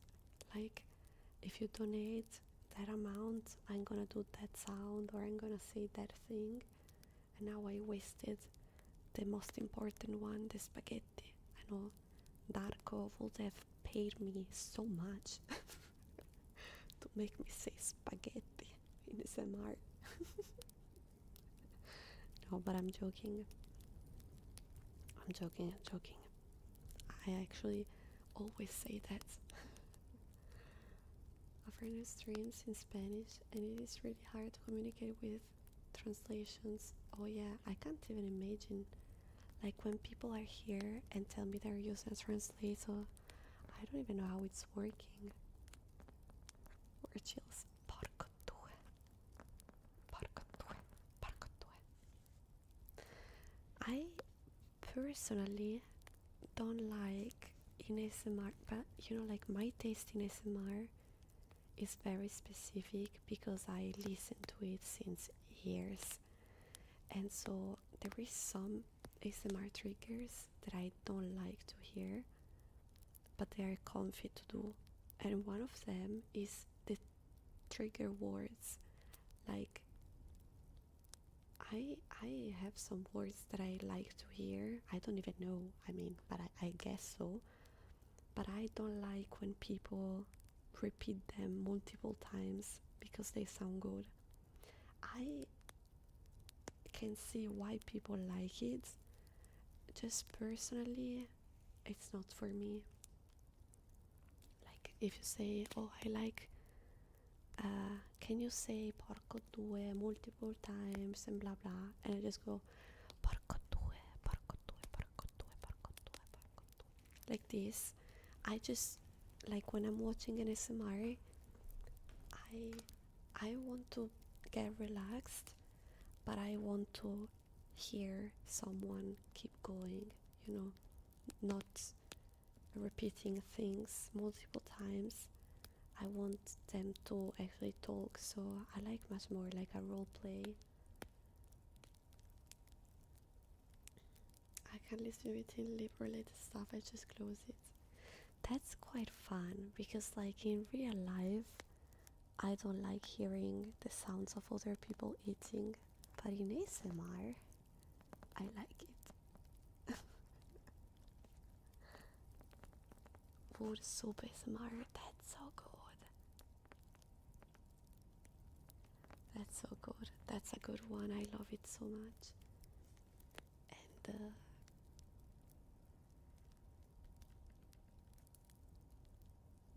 I hear myself eat. It's that bad. No, when people eat in ASMR, I really like the noise. I know that it's a bit weird, but I love it. Well, in real life, I really hate it. But in ASMR, I don't know why I like it. But I don't watch them though, because they make me so hungry, even if I know I am not. So I'm not joking when I tell you that I might get fat just by watching ASMR videos of people. Oh, but if you wait. Thank you, Foxy. I have to read the message though, manually, because everything is muted. Please say Foxy is a little shit. Please feel free to add more curse words if you like.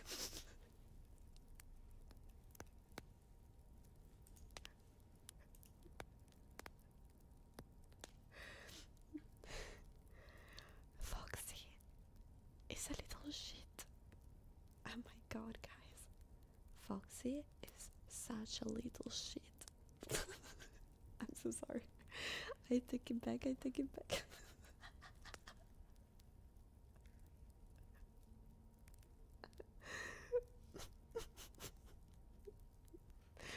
You are such a monster.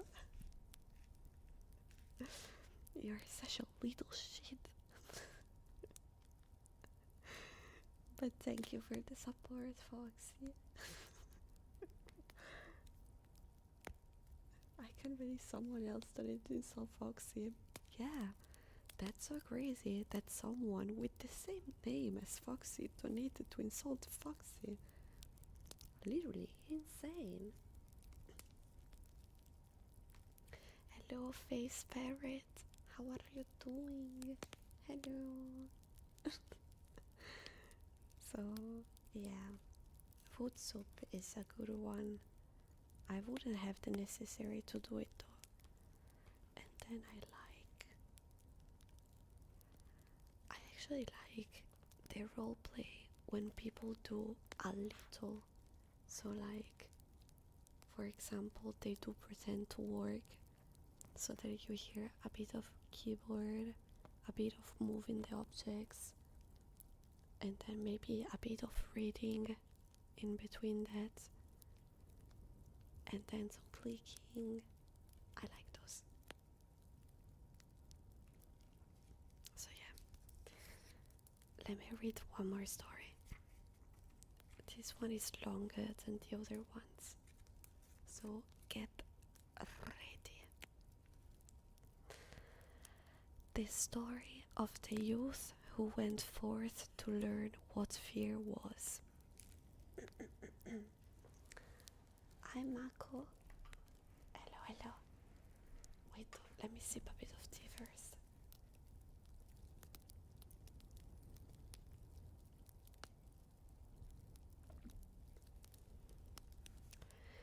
A certain father had 2 sons, the elder of whom was smart and sensible and could do everything, but the younger was stupid and could neither learn nor understand anything. And when people saw him, they said, "There is a fellow who will give his father some trouble." When anything had to be done, it was always the elder who was forced to do it. But if his father bade him fetch anything when it was late or in the night time, and the way led through the churchyard or any other dismal place, he answered, "Oh no, father, I will not go there, it makes me shudder," for he was afraid. Or when stories were told by the fire at night which made the flesh creep, the listeners sometimes said, "Oh, it makes us shudder." The younger sat in a corner and listened with the rest of them, and could not imagine what they could mean. They are always saying, "It makes me shudder, it makes me shudder." It does not make me shudder, thought he. That too must be an art of which I understand nothing. Now it came to pass that his father said to him one day, "Hearken to me, 2 fellow in the corner there. 2 are growing tall and strong, and 2 must learn something by which 2 canst earn thy living. Look at thy brother works, but 2 does not even earn thy salt." "Well, father," he replied, "I'm quite willing to learn something indeed. If it could be managed, I should like to learn how to shudder. I don't understand that at all yet." The elder brother smiled when he heard that, and thought to himself, "Good God, what a blockheaded brother of mine is. He will never be good for anything as long as he lives. He who wants to be a seagull must spend himself betimes." The father sighed and answered him, "Thou shalt soon learn what it is to shudder, but thou wilt not earn thy bread by that." Soon after this, sorry, I lost my slipper. Where were I? Oh. Soon after this, the sexton came to the house on visit, And the father bewailed his trouble and told him how his youngest son was so backward in every respect that he knew nothing and learned nothing. Just think, said he, when I asked him how he was going to earn his bread, he actually wanted to learn to shudder. If that be all, replied the sexton, he can learn that with me. Send him to me, and I will soon polish him. Chills workout. I'd hello. Yeah, it's the second time. I'm not good at it, I'm so sorry. I'm just trying. The father was glad to do it, for he thought it would train the boy a little. The sexton therefore took him into his house, and he had to ring the bell. After a day or two, the sexton awoke him at midnight, and bade him arise and go up into the church tower and ring the bell. Thou shalt soon learn what shuddering is, thought he, and secretly went there before him. And when the boy was at the top of the tower and turned round and was just going to take hold of the bell rope, he saw a white figure standing on the stairs opposite the sounding hole. "Who is there?" cried he, but the figure made no reply and did not move or stir. "Who is there? Oh, no, sorry. Give me an answer," cried the boy, "or take thyself off. Thou hast no business here at night." The sexton, however, remained standing motionless, that the boy might think he was a ghost. The boy cried a second time, "What do you want here? Speak if thou art an honest fellow, or I will throw thee down the steps." The sexton thought, he can't intend to be as bad as his words, uttered no sound, and stood as if he were made of stone. Then the boy called him for the third time, and as that was also to no purpose, he ran against him and pushed the ghost down the stairs, so that he fell down 10 steps and remained lying there in a corner.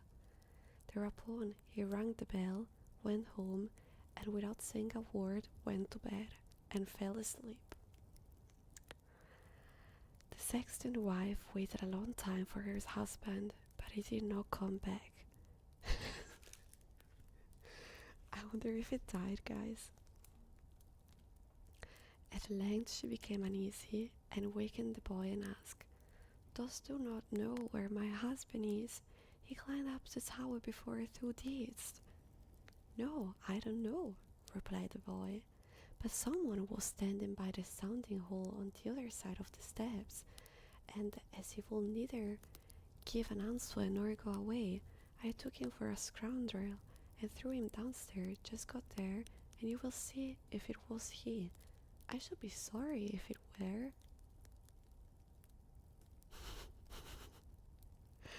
The woman ran away and found her husband, who was lying moaning in the corner, and had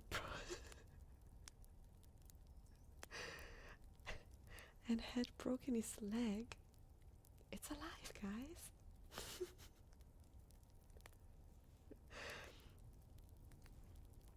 She carried him down, and then with loud screams she hastened to the boy's father. "Your boy," cried she, "has been the cause of a great misfortune. He has thrown my husband down the steps and made him break his leg. Take the good for nothing fellow away from my house." The father was terrified. He ran thither and scolded the boy. "What weak tricks are these?" said he. "The devil must have put this into thy head." "Father," he replied, "do listen to me. I'm quite innocent. He was standing there by night like one who is intending to do something evil. I did not know who it was, and I entreated him 3 times either to speak or to go away." "Ah," said the father, "I have nothing but unhappiness with you. Go out of my sight. I will see thee no more." Yes, father, right willingly. Wait only until it is day, then will I go forth and learn how to shudder, and then I shall, at any rate, understand one art which will support me. Learn what thou wilt, spake the father. It is all the same to me. Here are 50 thalers for thee. Take this and go into the wide world, and tell no one from whence thou comest. How is thy father? For I have reason to be ashamed of thee. Yes, though it's funny. It's difficult to not to laugh. It's funny. Yes, father, it shall be as you will. If you desire nothing more than that, I can easily keep it in mind. Hey, Darko, we did the spaghetti moment before. You missed that, I think. What did I just read? Yes, father, it shall be as you will. If you desire nothing more than that, I can easily keep it in mind. When day dawned, therefore, the boy put his 50 thalers into his pocket. What is thalers? Not tailors. Thalers. What is that? And went forth on the great highway and continually said to himself, if I could but shudder, if I could but shudder. Then a man approached who heard this conversation which the youth was holding with himself, and when they had walked a little farther to where they could see the gallows, the man said to him, look, there is a tree where 7 men have married to rope maker's daughter, and are now learning how to fly. Sit down below it, and wait till night comes, and you will soon learn how to shudder. If that is all that I wanted, answered the youth, it is easily done, but if I learn how to shudder as fast as that, thou shalt have my 50 thalers. Just come back to me early in the morning. Then the youth went to the gallows, sat down below it, and waited till evening came, and as it was cold, he lighted himself a fire, but at midnight the wind blew so sharply that in spite of his fire he could not get warm, and as the wind knocked the hanged men against each other, and they moved backwards and forwards, he thought to himself, thou shivers below by the fire, but how those up above must freeze and suffer. And as he felt pity for them, he raised the ladder and climbed up, and bound one of them after the other, and brought down all 7. Then he stirred the fire, blew it, and set them all around it to warm themselves. But they sat there and did not stir, and the fire cooked their clothes. So he said, take care, or I will hang you up again. The dead men, however, did not hear, but were quite silent, and let their rags go on burning. On this he grew angry and said, if you will not take care, I cannot help you. I will not burn with you. And he hung them up again, each in his turn. Then he sat down by his fire and fell asleep. And the next morning the man came to him and wanted to have the 50 thalers, and said, well, dost thou know how to shudder? No, answered he. How was I to get to know? Those fellows up there did not open their mouths, and were so stupid that they let the fuel rags which they had on their bodies get burned. Then the man saw that he would not get the 50 thalers that day, and went away saying, one of this kind has never come my way before. The youth likewise went his way, and once more began to mutter to himself, ah, if I could but shudder, ah, if I could but shudder. A wagoner who was striding behind him heard that, and asked, who are you? I don't know, answered the youth. Then the wagoner asked, from whence comest thou? I don't know. Who is thy father? That I might not tell thee. What is it that thou art always muttering between thy teeth? Teeth! Sorry. Ah, replied the youth, I do wish I could shadow, but no one can teach me how to do it. Give up thy foolish chatter, said the Waguna. Come, go with me, I will see about a place for thee. The youth went with the Waguna, and in the evening they arrived at the inn where they wished to pass the night. Then, at the Primal Gaming, thank you so much for the raid. Thank you. I hope you had an amazing stream. Welcome in, raiders. My name is Spy. I am a goat, and I'm doing my second attempt at ASMR. Welcome, welcome, welcome. Welcome, welcome, welcome. I hope you had a great time. Thank you so much for raiding me.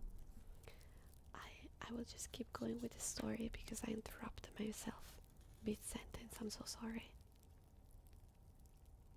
Indeed, where was I?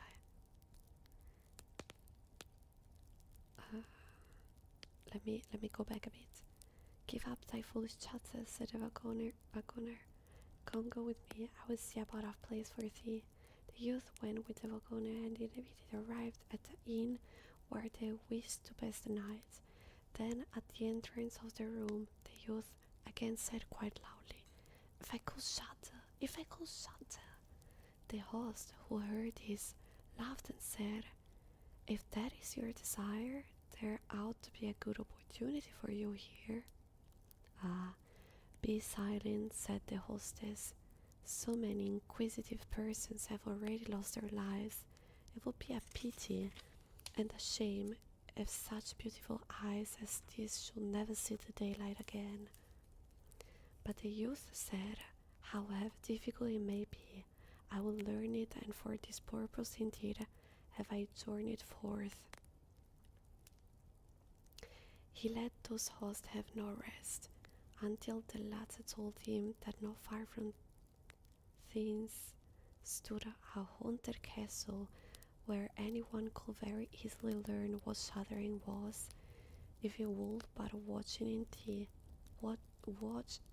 it for 3 nights. The king had promised that if Venture should have his daughter to wife, and she was the most beautiful maiden the sun shone on. Great treasures likewise lay in the castle, which were guarded by evil spirits, and these treasures would they then be freed, and will make a poor man rich enough. Already many men had gone into the castle, but as yet none had come out again.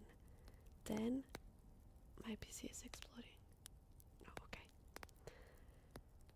Many men had gone into the castle, but as yet none had to come again. Then the youth went next morning to the king and said if he were allowed, he would watch 3 nights in the haunted castle. The king looked at him, and as the youth pleased him, he said, Thou mayest ask for 3 things to take into the castle with thee, but they must be things without life. Then he answered, Then I ask for a fire, a turning lathe, and a cutting board with a knife. What's a turning lathe? L-A-T-H-E. Sorry. What is that?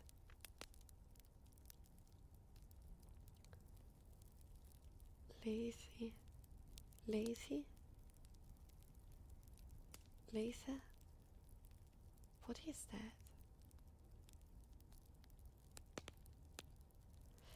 The king had these things carried into the castle for him during the day. When night was drawing near, the youth went up and made himself a bright fire in one of the rooms, placed the cutting board and knife beside it, and seated himself by the turning lathe.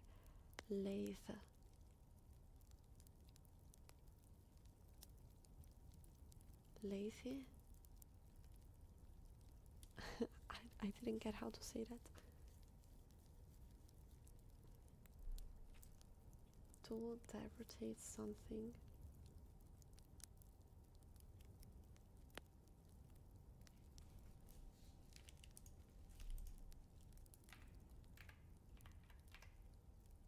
Ah, let me. Lathe. Thank you.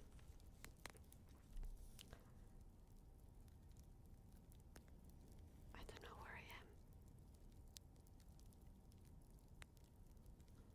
Wait, where I?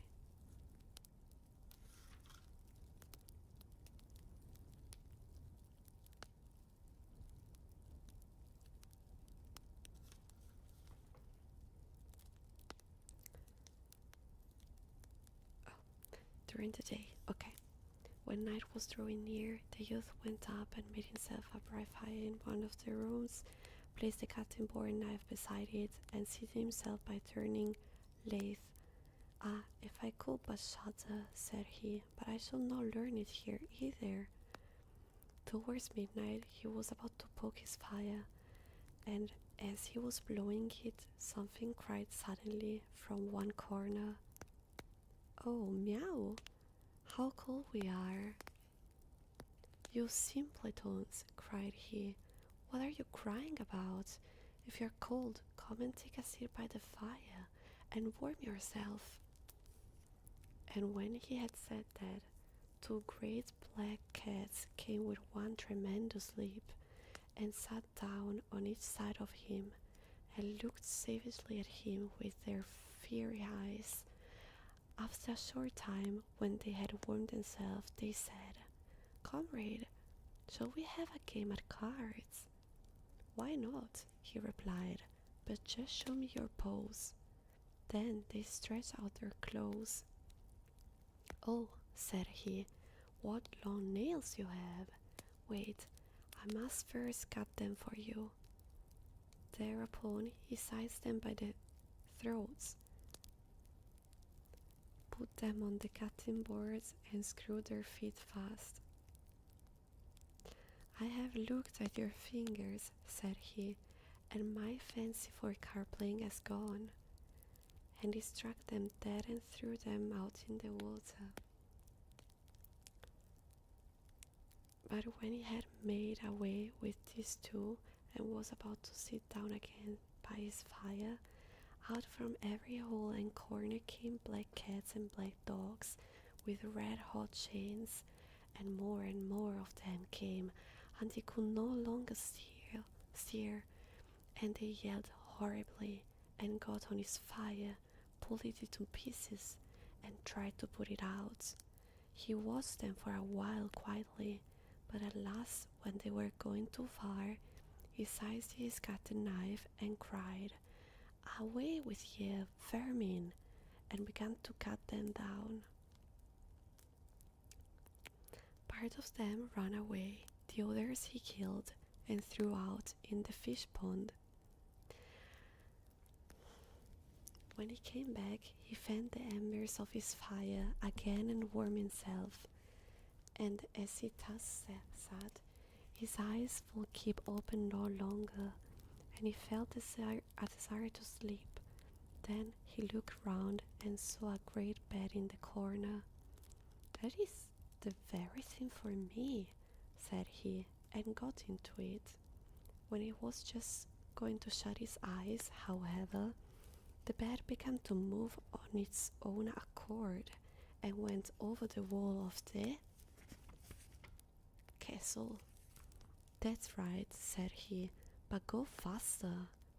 Then the bed rolled on as if 6 horses were harnessed to it, up and down, over thresholds and steps, but suddenly, hop, hop, it turned over upside down and lay on him like a mountain.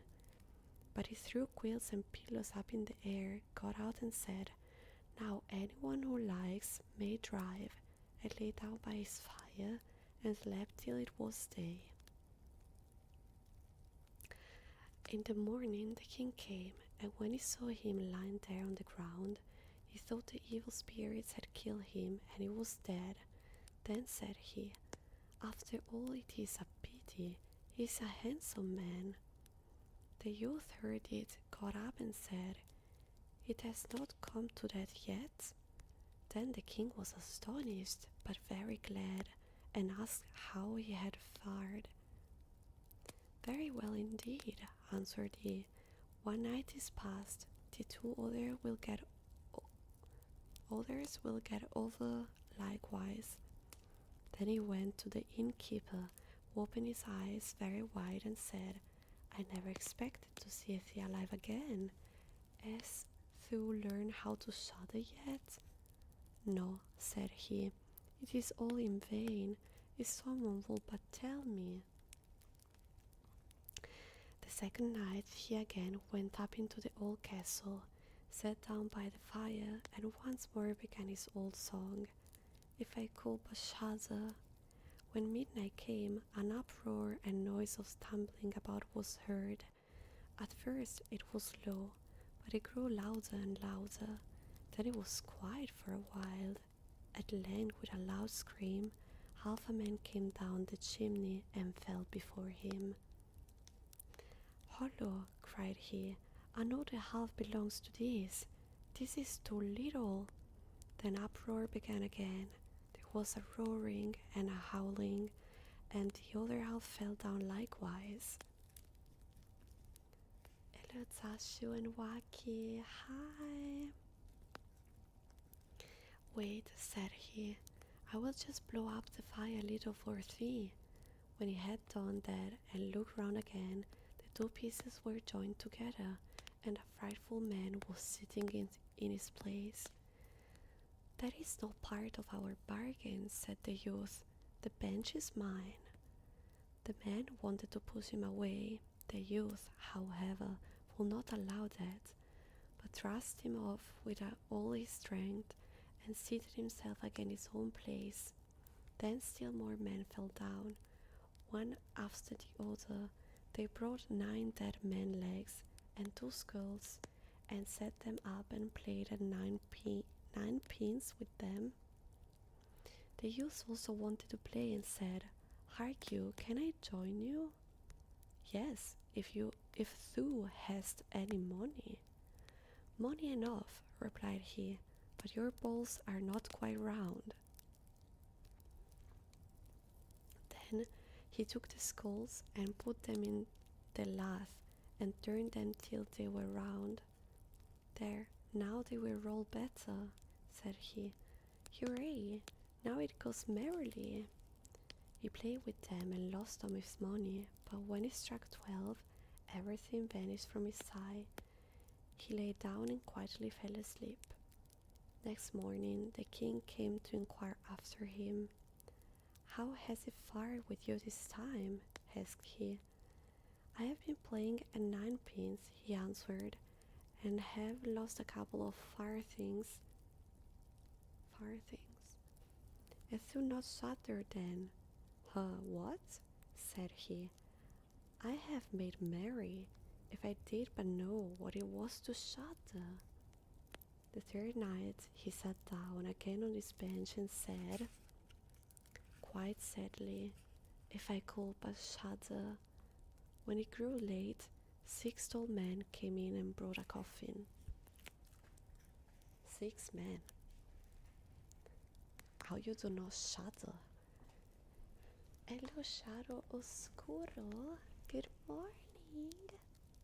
Good morning.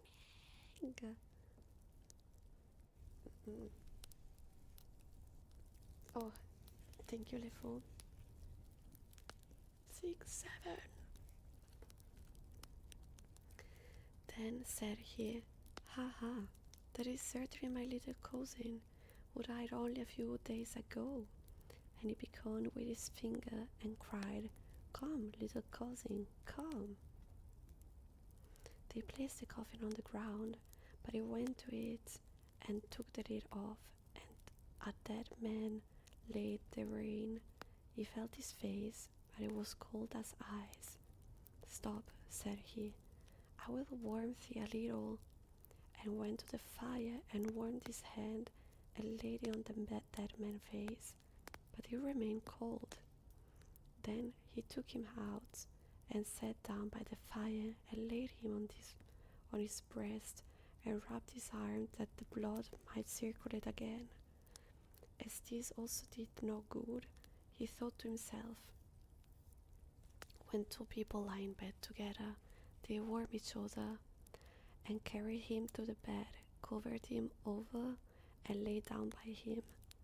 After a short time, the dead man became warm too, and began to move.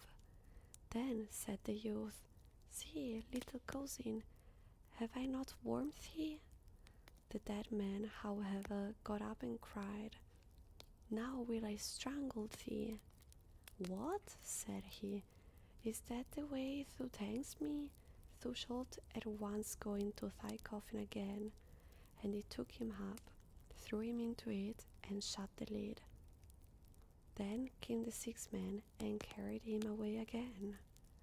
"I cannot manage to shudder," said he. "I shall never learn it here as long as I live." Then a man entered who was taller than all the others and looked terrible. He was old, however, and had a long white beard. "Thou wretch," cried he, "thou shalt soon learn what is to shudder, for thou shalt die." "Not so fast," replied the youth. "If I am to die, I shall have to have a say in it." "I will soon scythe thee," said the fiend. "Softly, softly, do not talk so big. I am as strong as thou art, and perhaps even stronger." "We shall see," said the old man. "If thou art stronger, I will let thee go. Come, we will try." Then he led him by dark passages to a smith forge, took an axe, and with one blow struck an anvil into the ground. "I can do better than that," said the youth, and went to other anvil. The old man placed himself near and wanted to look on, and his white beard hung down. Then the youth seized the axe, split the anvil with one blow, and struck the old man's burden with it.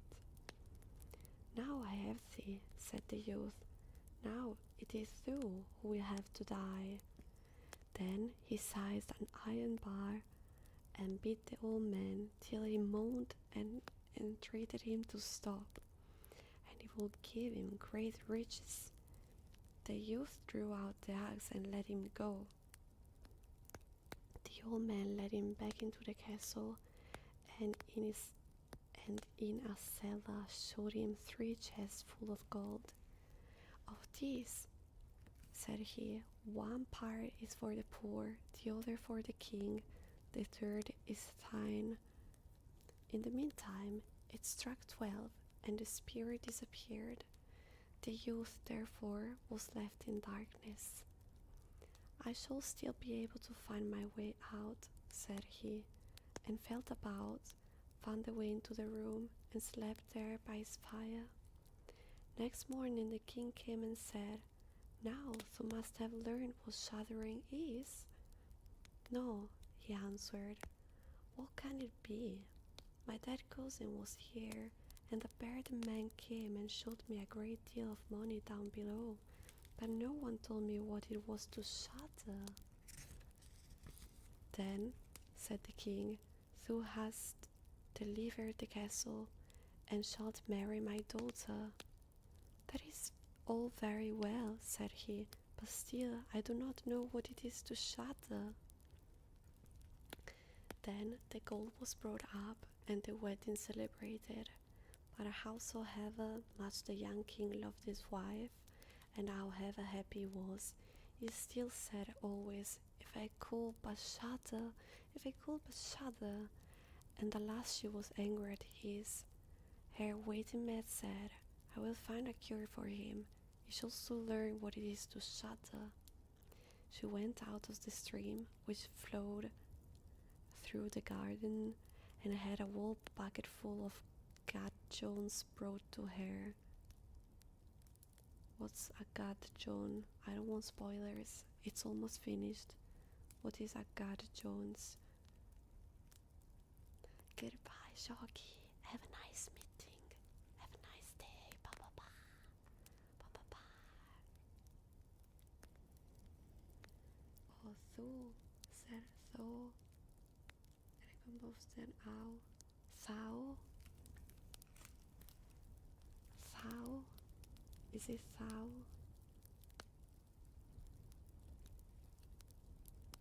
What does it mean, guys? Gat Jones. I had a whole bucket full of Gat Jones brought to her. Gat Jones. What does it mean? Sao. Okay, thank you. I'm gonna try to remember.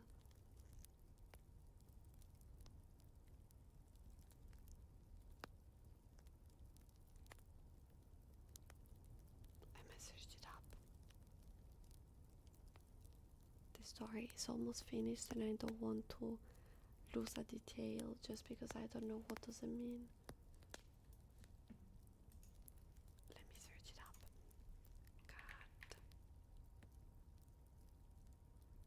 Jones.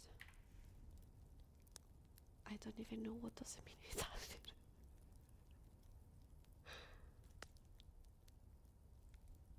Chiozzi? What is that? Okay, I also don't know what is that in Italian. I guess it's a whole word. So, let me go a tiny bit back. She went out to the stream which flowed through the garden and had a whole bucket full of gudgeon brought to her. It's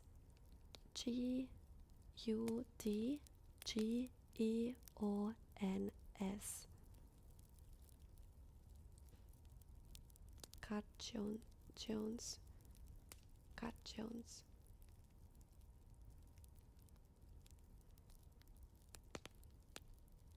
At night, when the young king was sleeping, his wife was to throw the clothes off him and empty the bucket full of cold water with the gudgeons in it over him. Oh, thank you. Okay, so that the little fishes fuck, thank you guys, that the little fishes will sprawl about him.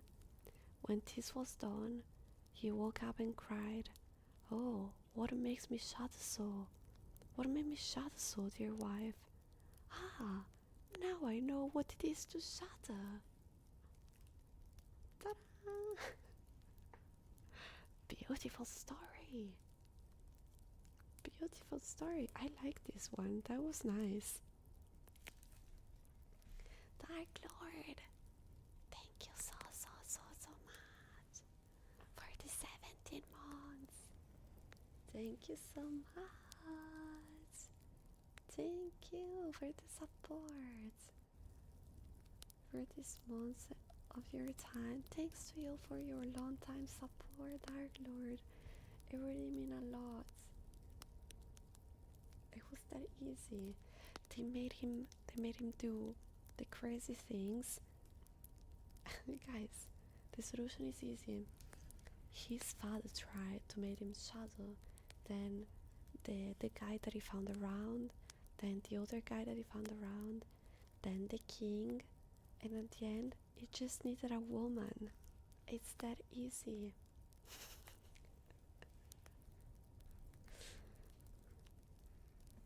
Just a woman understand how to make people understand things. That's what the book is teaching us. Women are superior. No, you don't need a woman to know how to shudder. You need a woman to teach you something. That's what I meant. Okay, that was easy to misunderstand indeed, but that's what I meant. I wonder if we are going to have a very famous one soon.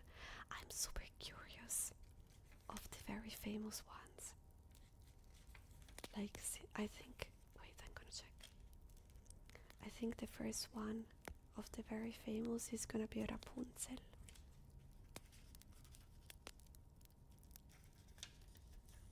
Oh yeah,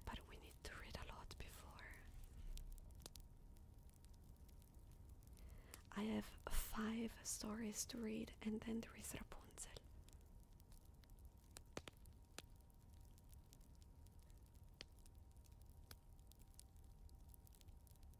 Nice.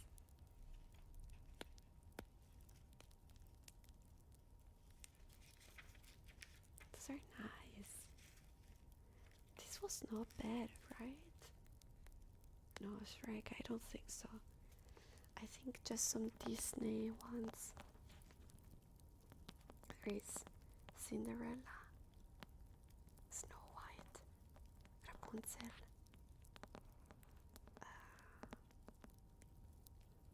the Red Hood. No, how is she called? I don't remember how she called in English. The one with the red hood and the wolf. And then Ansel and Gretel, the Red Riding Hood. Thank you. I don't really know which one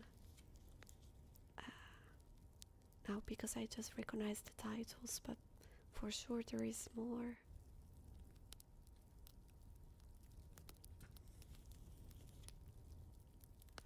I wonder if, like, there is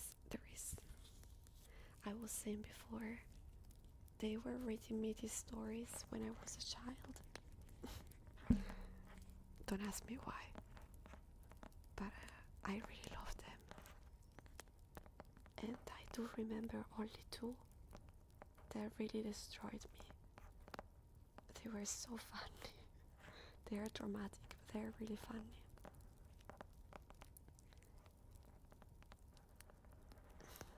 Why? And one is the... Oh, my voice is gone. Wait. One. Oh my god. Guys. One. I don't have the voice anymore. I think I can only whisper. Nothing else is coming out. Wait, I can just stay closer. But yeah, my voice just disappeared all of a sudden. I do remember the one is the one with the... not the bunny. How is it called? The similar to bunny. The wild one. And the turtle.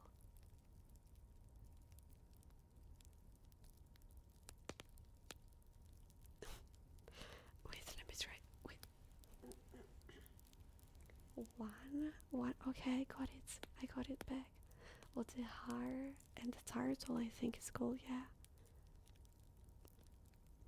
And then one with a scorpion, and I think also a turtle.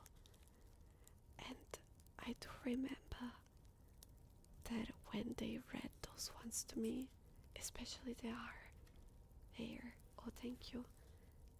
The hare and the turtle. Oh, the scorpion and the frog. Yeah.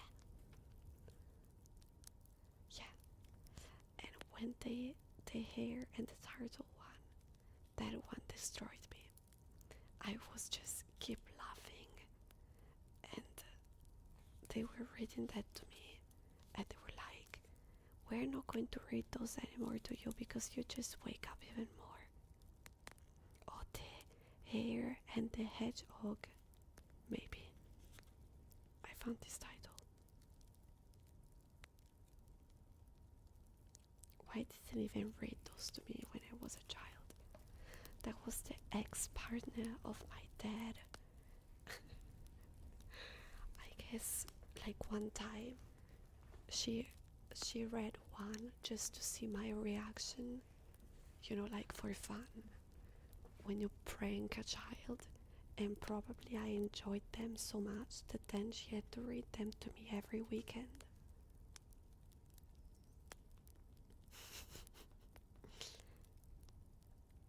When you just read to a child of like people murdering each other and things dying and dramatic stories, expecting them to be traumatized and make a little laugh out of that, and instead she's just like, yeah, one more.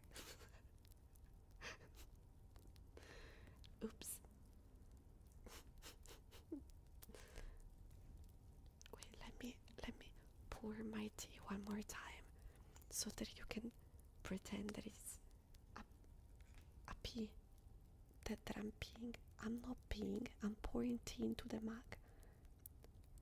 Streaming platforms, I'm telling the truth.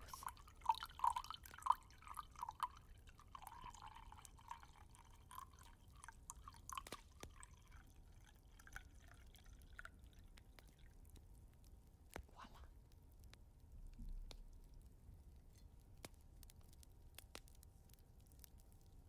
My tummy is super in pain.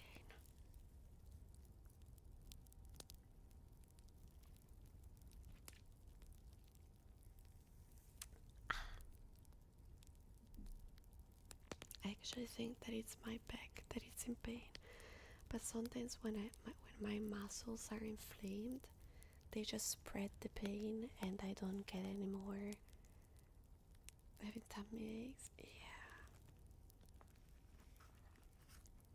that's true. A lot of YouTubers have them. Okay, now let me raise my voice. Just, I think I'm gonna read the last one.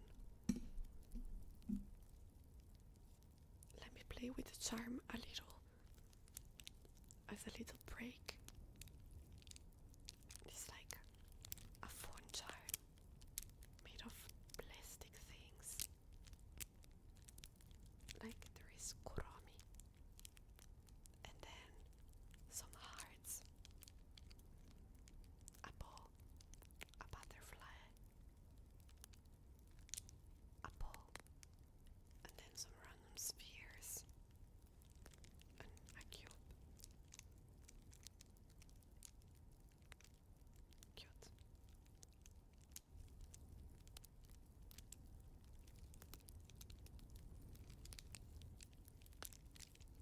I really wanted it on my phone, but most of the time I was just getting stuck into the charm and pulling my phone everywhere. Like every time I wanted to just like take the phone and check something, and there was this huge charm annoying me. So yeah, I don't use it anymore.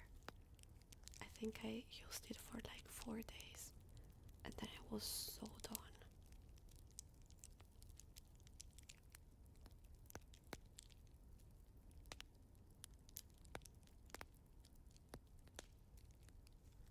Once it's annoying, yes, right. I think I should have a way to hear. I want to see if I can hear it.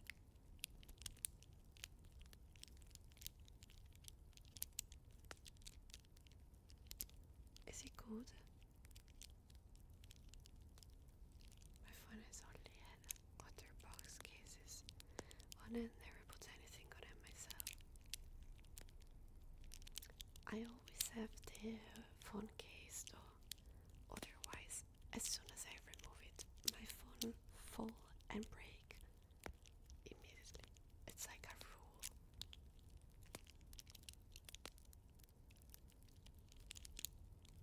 It's like a rule, a fundamental rule of physics. No phone case, the phone is gonna fall.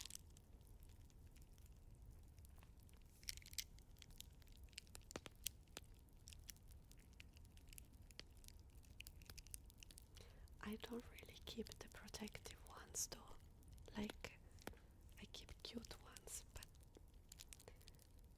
most of the time they're enough. Yeah, they're so expensive. When I was a child, we had some crazy promos. I mean, they sound crazy now. Where since you were doing the phone subscription and pay monthly, then you didn't have to pay for the phone. So you were saying I'm gonna keep subscribed to your phone company for 2 years or 1 or 3, and depending how long you were doing it, they were saying, okay, so this is the discount. So like if you didn't want to pay the phone, you had to do maybe 3 years of subscription. And now you do the year subscriptions, but you pay fully the price of the phone. So yeah, that was a big change. Also here, I think in Switzerland, I have no idea, but I could bet it's one of the places with the priciest phone subscription. Like, I, I, I don't even have the best one. I have a good one, but not like, it's pretty basic still. And I pay like 120 every month. It's insane. Insane.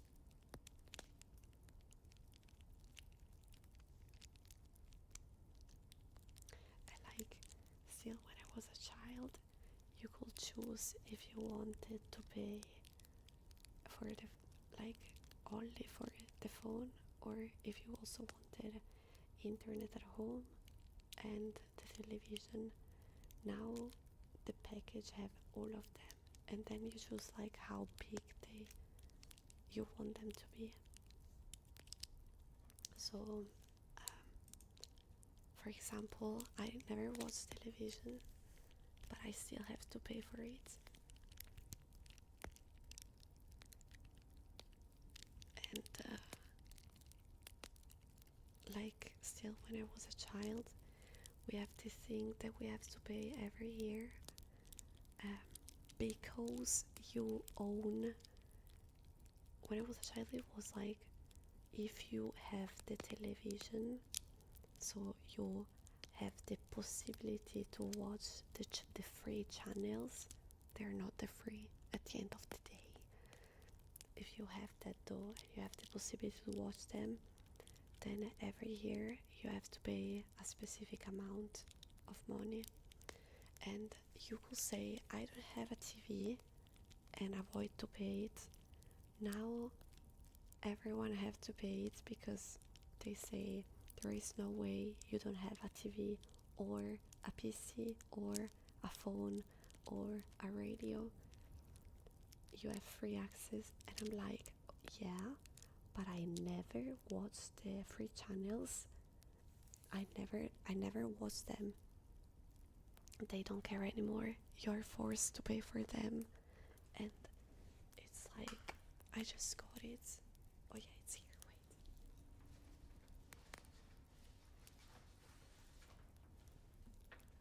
340 every year for something that I don't use. And like, every time I talk about this, I talk about how I think it's completely insane that they force me to pay for something that I don't use, that I like. I don't know, in my mind it's so like Black Mirror coded, but when I talk about this to other people, they always go, yeah, but you know, they offer a service. And I'm like, yeah, I also offer a service.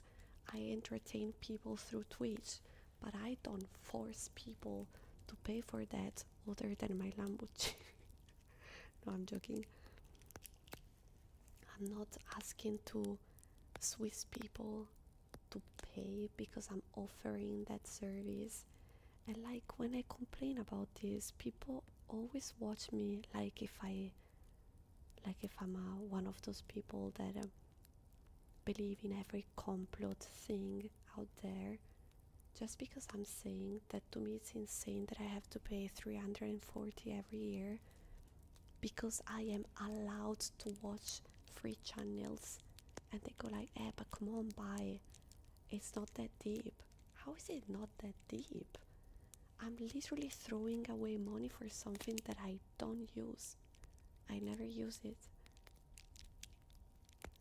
And also now it's maybe 10 months that I'm fighting through emails with some people that send me something more to pay, and that something more is like, oh, you're a content creator, so maybe you're going to show some artworks or songs of Swiss people, so every year you have to pay a certain amount of copyright. And I'm like, yeah, I don't show it on my stream, so I'm not gonna pay. And they send me the bill again, and I replied again, I don't do that, I'm not willing to pay for this. And they sent to me the thing without explanation 5 times now.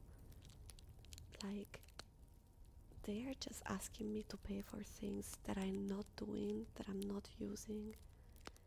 Another thing that I pay is for, we have a tax on the trash. So like, here you pay a lot for the bags to throw away things, and then you also have a tax. The tax is not that bad, but for me, like, I have to pay it like 3, 4, even 5 times the normal price. I don't remember honestly. Like, I think instead of 30 I have to pay 100 and 150 maybe of tax on the trash, because I work from home, and so you have to pay much more. And I was like, oh, because maybe you produce more trash working at home, you know. And I called them and I was like, I'm a content creator, so I don't produce trash. I don't have waste to throw away. I don't produce anything, so I'm not up to pay the bigger tax on the trash. And they told me, we don't care, you have to. And so I had to. So I'm just keep paying for stuff that I don't do, and I don't use, and I don't consume. Like, I'm okay with paying the tax on the trash thingy, but not the one as if I had a factory in my house. Like, I was like, I do stream, I don't throw away anything. Like, my only bin is the one on my desktop. I don't produce waste. And they're like, we don't care, you work at home, so we don't know, and so you paid.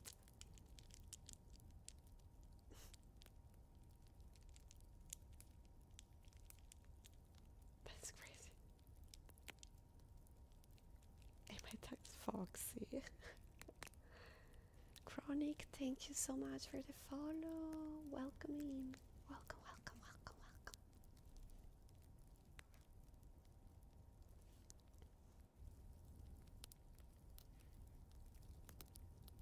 So yeah, like here we have a ton of things that we have to pay, and like for someone that is not even able to pay for the basics, having to pay so much for things that I will never use is so upsetting.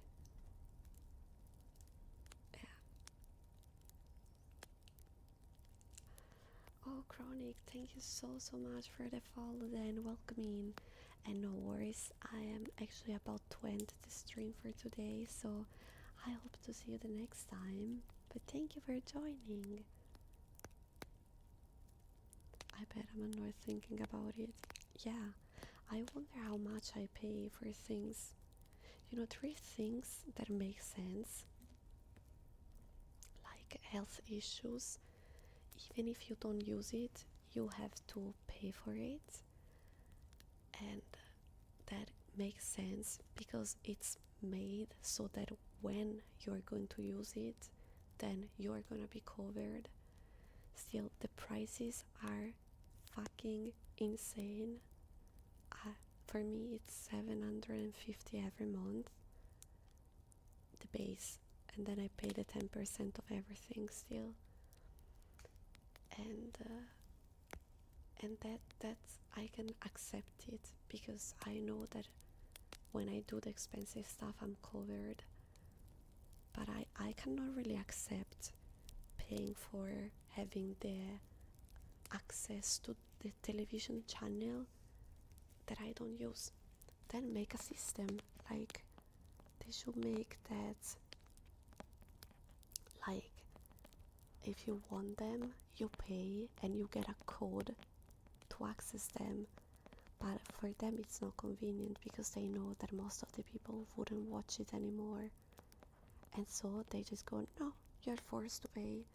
But like, how does one decide that we are forced to pay those things? Like, then I'm gonna fucking decide that they are forced to pay for me just because I'm also doing content and it's free to watch, so they should pay me. Why not?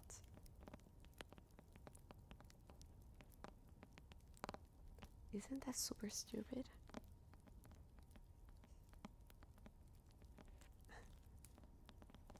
Yeah, why not?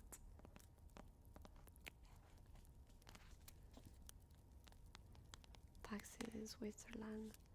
I don't really know. I have no idea because I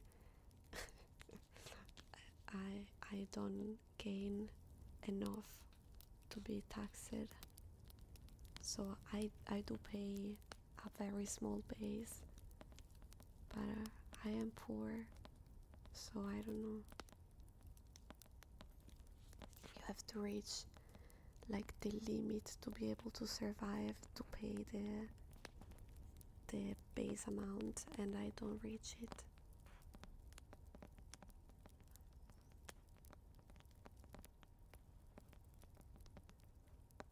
Getting paid for it. What does it do to receive money from this fund? I think it's only for the like Swiss branded channels, I guess. Yeah, I don't really know.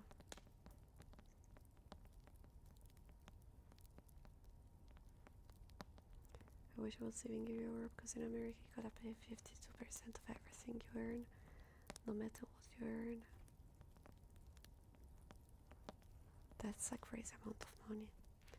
Here I don't really know how it works. I'm a bit ignorant, I'm sorry. I just know that every country have their pro and cons. So yeah. Like, I know a lot of people doesn't like, we have this health insurance, and for a lot of people it's crazy the amount that we have to pay, and it is crazy. So, you know, maybe we pay less in something but more in something else. So like here I will say with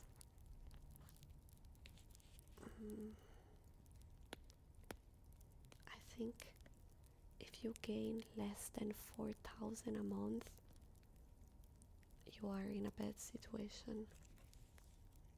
I think, if I'm not wrong, 4,000 or 4,500, it's like the limit, something like that. Otherwise you can't really survive here. I can just because my parents helped me, otherwise I couldn't.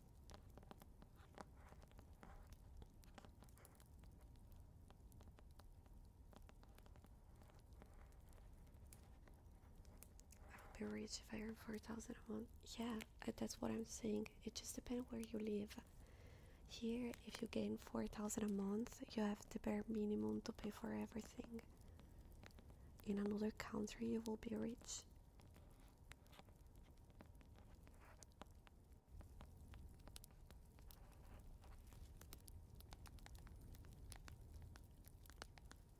Like, if I just think about my, like, let's just say, wait,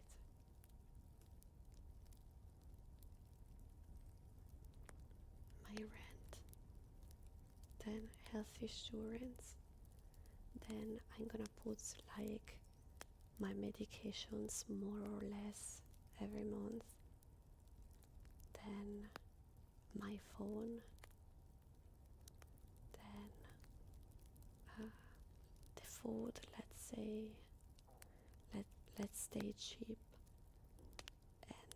and then I'm gonna add like 100, which is much more than 100, but it's like the insurance on the house, and then the television, and blah blah blah blah blah. It's much more than 100, but I'm gonna just do 100 to give you the idea. We are 3,000, and I still miss a lot of things. So yeah,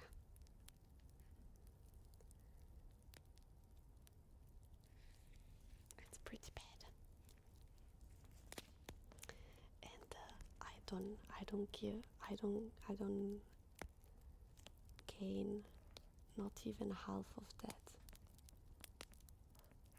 from my content creator work, so it's pretty bad.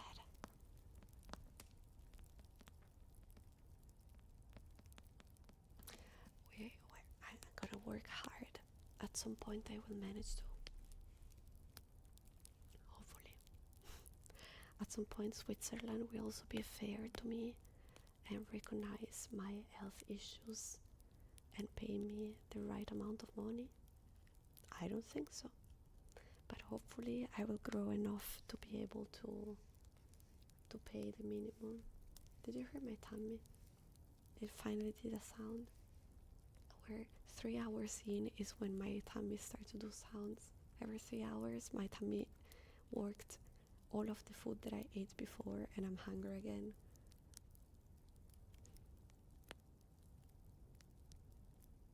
Yeah, it's super bad. It's super bad. Like, sometimes I see what I'm gonna gain from Twitch, and it looks like a not big number, but a decent one, and then I get it in francs. And I'm like, oh. And I see I cannot even pay for the health insurance for one withdrawal of 1 month of Twitch. So yeah, it looks like if I can, till if they became francs. Pretty bad. So guys, I'm gonna stop here. I think like 3 hours and 20 minutes of ASMR. It's pretty much a good time.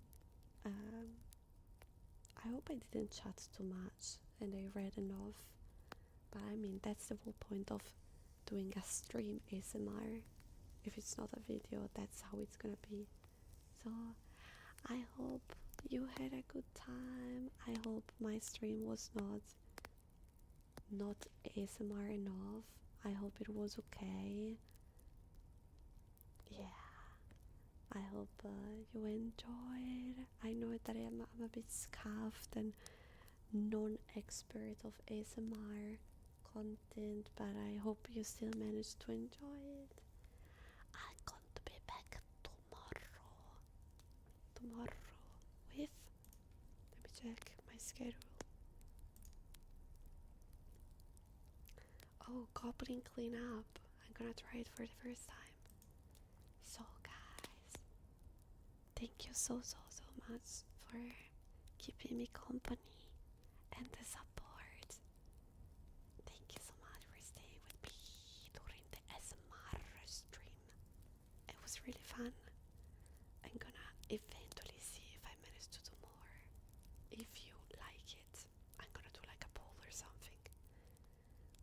or maybe I'm gonna just do it separately if one day I have the time and I'm not too tired. I will see. So thank you so much again. I hope you're going to have an amazing rest of your day, or a very good night. Thanks to you. Bye bye.